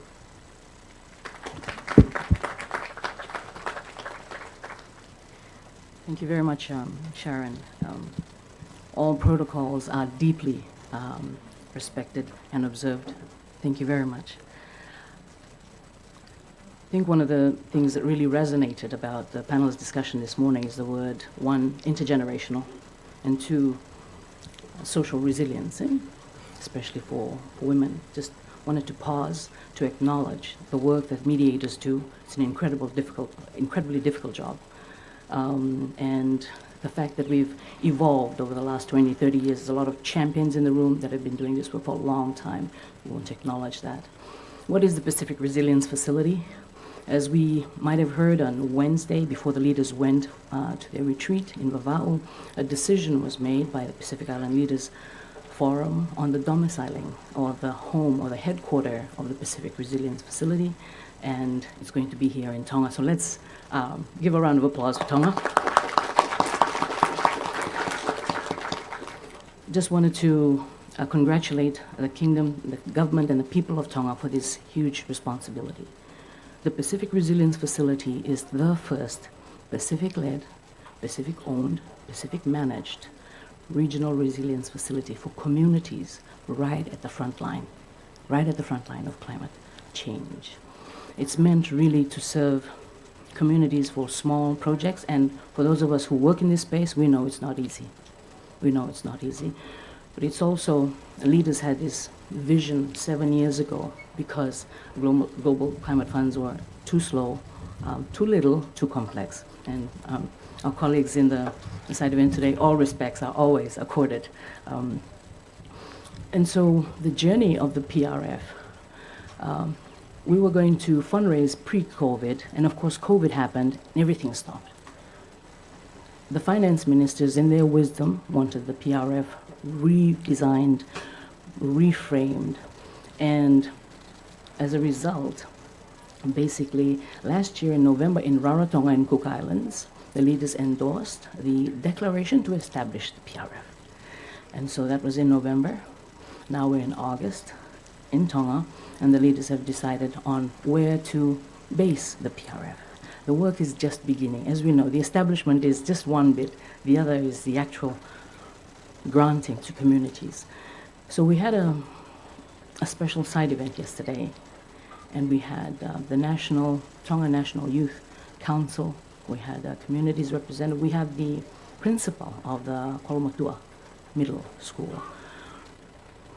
And of course, we were all here when the earth shook, and that was minor, so I cannot even imagine what it was like 2 years ago. And of course, we have other countries that face this. We have Vanuatu. The truth is, climate change is the greatest security risk that we face. And we've heard that from the panel today. The PRF is an intergenerational solution for that. We're trying to establish the first international organization that'll be a financial institution owned by Pacific governments. That comes with a huge responsibility, and I can tell you there's only 3 things that'll be the key factor to the success of the PRF. Governance, governance, governance. At the governance level, at the board level, at the council level, at the investment level, and at the community level. Why is that important? In order for the PRF to be inclusive, we've purposely designed the Constitution to create spaces for formal dialogue and for formal inclusion of various stakeholders, both at the PRF Council and the PRF board level. The council members of the PRF will be the finance ministers, or FEM, otherwise known as the Forum Economic Ministers meeting, of which Tonga is chair for the next 12 months. So this is very important. The second is essentially, we'll have to, in the design, in 2025, we'll be going to all member states to co-design programming, and this is where the voices of communities, youths, in every country, that's where the participation is. That's where we have to hear what the needs are of the members and how the PRF can respond to those needs without duplicating existing mechanisms and be complementary.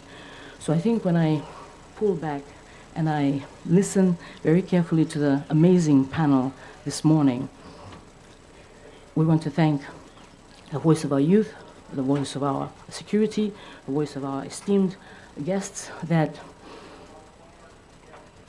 we can't implement the PRF successfully without partnerships. We can't implement the PRF successfully without being inclusive, because who is the most vulnerable at the very, very, very front line of climate change? Women and girls. But if I may, my last comment today is I'm a banker, so I'll just share some examples of how we rolled out financial literacy in the Pacific through the ANZ Money Minded program. When we did the surveys, we did pre and post surveys on financial literacy. Our attitudes towards money is a mindset. It's not about how much money we have, but it's a mindset. And one of the stories that I heard in Kiribati that always resonated with me was when a particular lady gave this example. She said, when my husband comes back from work, and I have to ask him, where's the money for the food? And he goes, I spent it all, he drank it all. But then she had to then look for money for food, for the kids to eat, right? So if we're talking about resilience and climate and disaster resilience, it's a mindset. It's a mindset.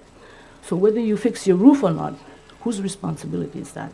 So this is a very sensitive, important thing. Our responsibility for ourselves, and community-centered resilience, true community-centered resilience, is about a mindset change. We can't do that without our partnerships, because our partners are right at the front line, dealing with the human condition, dealing with the human truths of what we face every day. So it's important that the PRF, like it's here at the Pacific Island Leaders Forum, the leaders have approved, but the impact has to be real in order for it to really fulfill its purpose of being a community-centered, Pacific-led, Pacific-owned. It has to meet our needs. And with that, thank you very much for this opportunity. Binakau.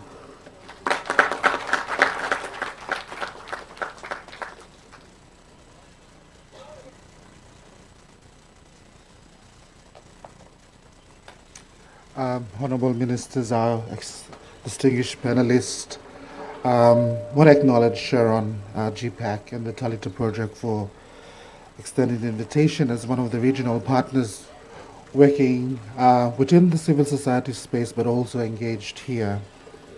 Joey Tar from the Pacific Network on Globalization, who works on a number of issues in the region, ranging from economic justice to social justice. And just by listening to our panelists this morning, I think from the line of work Pang does, the Pacific Network on Globalization, thus on trade, human rights, issues of self-determination, rising issues which we've labeled our region, the Blue Pacific, the rising threats.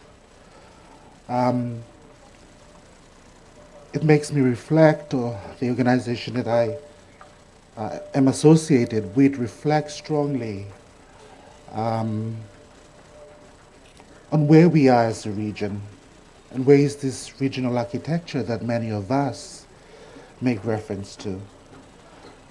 This is to acknowledge, in line with some of the work we do with not only communities, but member states who are championing issues around oceans, climate change, the need for decolonization, countries that are still living under colonial administrations in our region, and the ongoing struggles that they're faced with.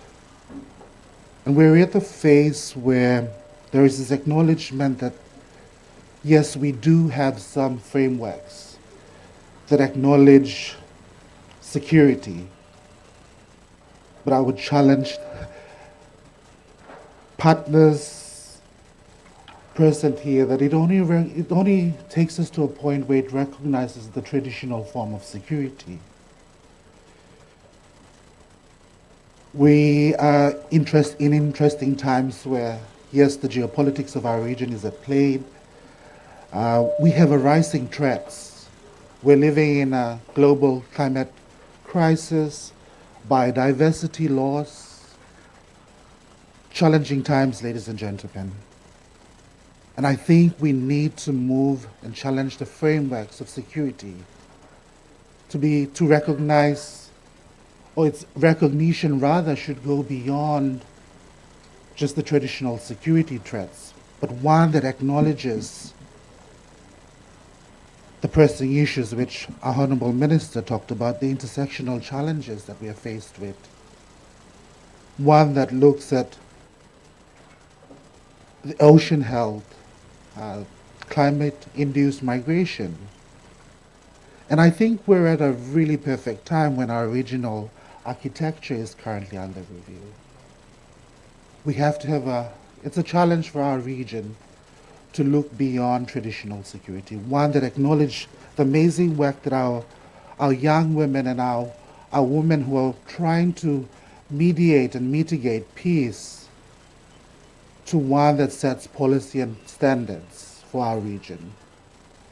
Yes, over the years, our leaders have acknowledged a number of human rights issues, have agreed to, but I think the work that the Women, Peace and Security, the part that it's taken and the framework it hopes to inform and rather reshape security within our leaders' discussion is one that opens the pathway for most of us in the civil society space who are trying to refine the boundaries of security. It's challenging. We're interested in the work of GPAC and Women, Peace and Security, and we're excited as to how they will inform this space. But again, drawing back, we're really in an interesting time where our regional architecture is under review, one that should inform a regional framework on security. What does security mean for you and me? What does it mean for the Talita project? What does it mean for those that are at the forefront of climate change? With that, I'll end it here. Tangi tumas, everyone.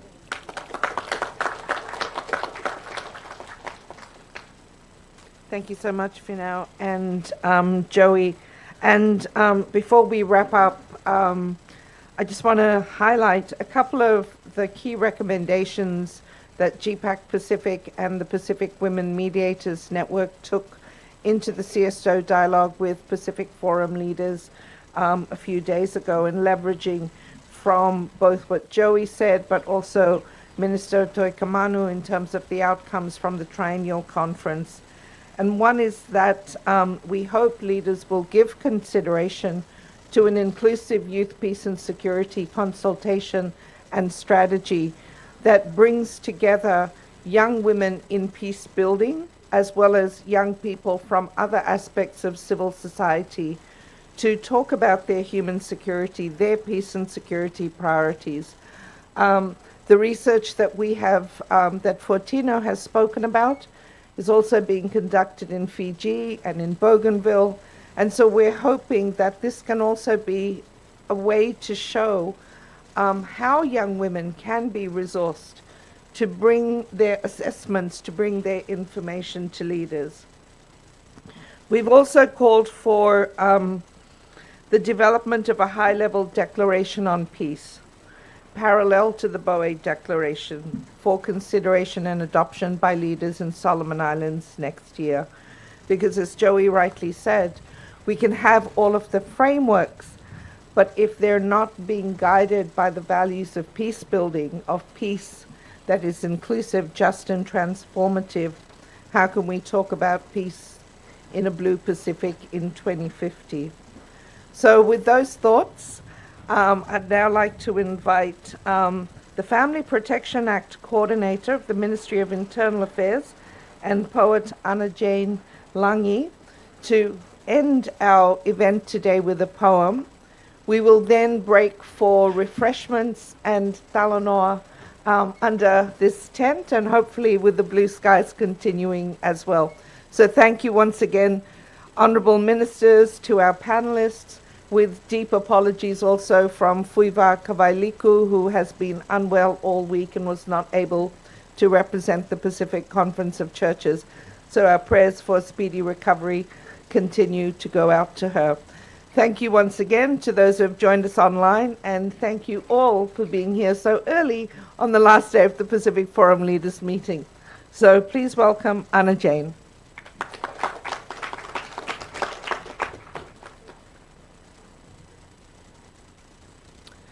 This poem is titled Don't Look Away.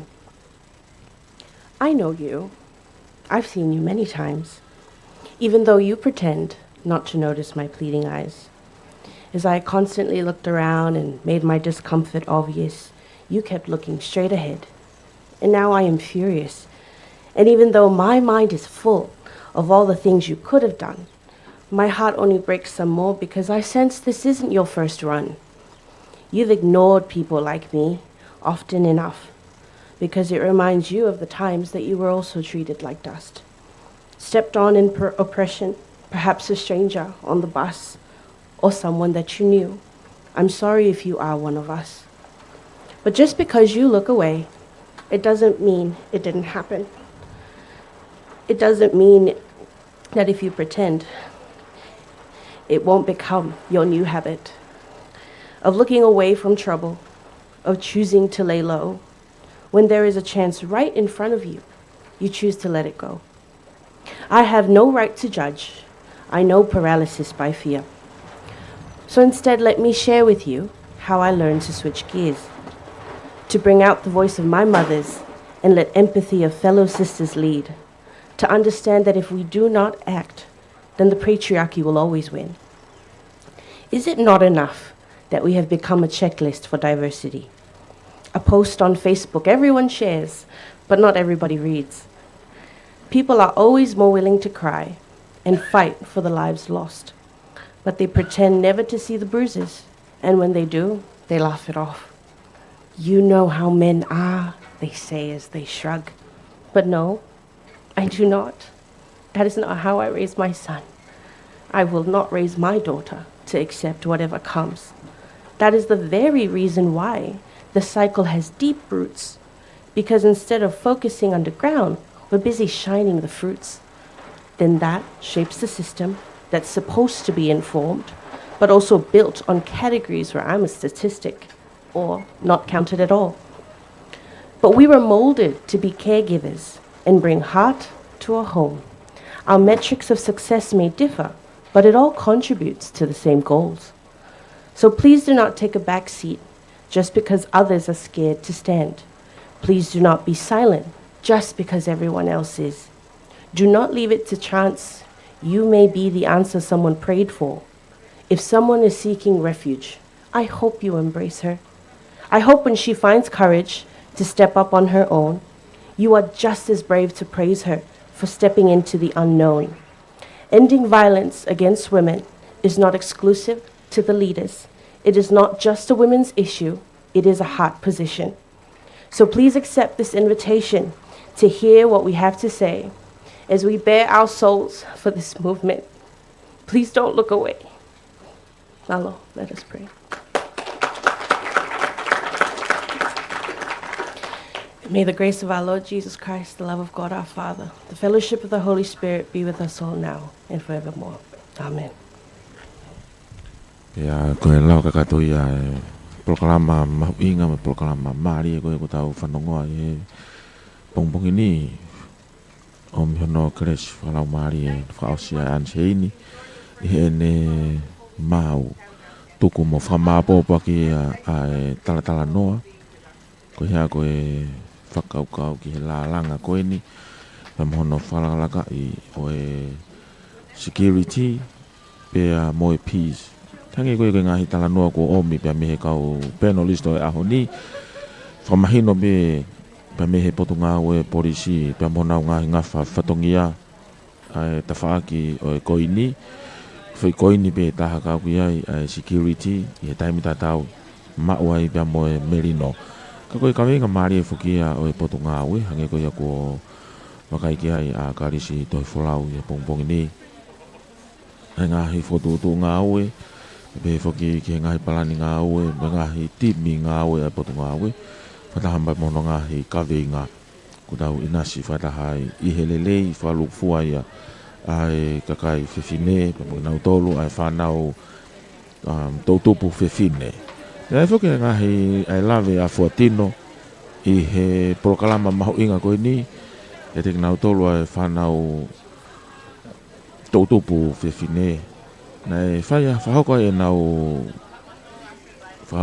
nau whekumi, ko hia koe ngahi mea kono ku haa mai ko hoko koe palupare mai ai e whanua. Pea o hake ai pa mga ngahi whamamahi mo e tā I api, hange koe ake ngahi domestic violence, I ngahi loto whare o ngahi family hono ka ato. Pea kai ngatai, ko kamata ke haa mai I he tautupu whewhine, ai mau ko ia ko whahoko, e he mea ngā ue ka koe, mea ngā ue tai aonga ka koe drugs. Ai aku hoko ia I koe ngahi palopare ma. Pea tupu me iai I he ai haa mai a tō lahiange, a ki nau tolu a tō tupu whewhine, ko nau hoko koe kau young mothers, pea ko nau whanau te kia hanau hoa, pea I lalo I he ngahi tau I hiki a nge. Ai koe ngahi whakaukau koni ko o mai I he pongpongi ni, malawa ki whalotolahia ki nau tolu he tō tupu whewhine, koe kakatoe ni, koe ko lawi ki a fuatino, kakatoe na tau ia ua ne whai whatokia. Ka momui e ngahi project koe a Talita project, o malawa ki nea usia e ngahi kaweinga, ko whaamua e he Talita project. Topo me nau whengawe aki, pia mo e pureanga Australia, o malawa e ngahi whatongia ni hono katoa. Ko toi ngahi whatongia o e whiawhini, e whamaa boba ki a e mau, maari e koe ni, ko whahoko mai ansei ni, mo e kaweinga, oua te ke siokehe, oua te ke hola me ai. Ko e polokalama maari e ia a honi, ko tau inasi ai. Tuku mo ke whau tau whoki ta tolu he ki he Mekilani House, ki he I tau reti o whal fitpoint ni ma e whaima. Whamalola he ko kau hua ngā ue e a honi. Mesa ke whahamoki oa, I he tau ta whaki ki he reti o, pe whoki ki a whatarevu tui fua, I he e tau ngahi ata, I he tau Facebook. Pema tau ongo whai tā ki a whiria paia mo websa lea junior. Ko au whirisono whina anofo, ko mau tatau atu he, pe me he loto malai aka pulu fōu ko ia. Ai ako maalunga Tonga. Ka tau toki hoko atu me ngahi polokalama a nai ange. Malau pito mou mea mai, ka mou mea.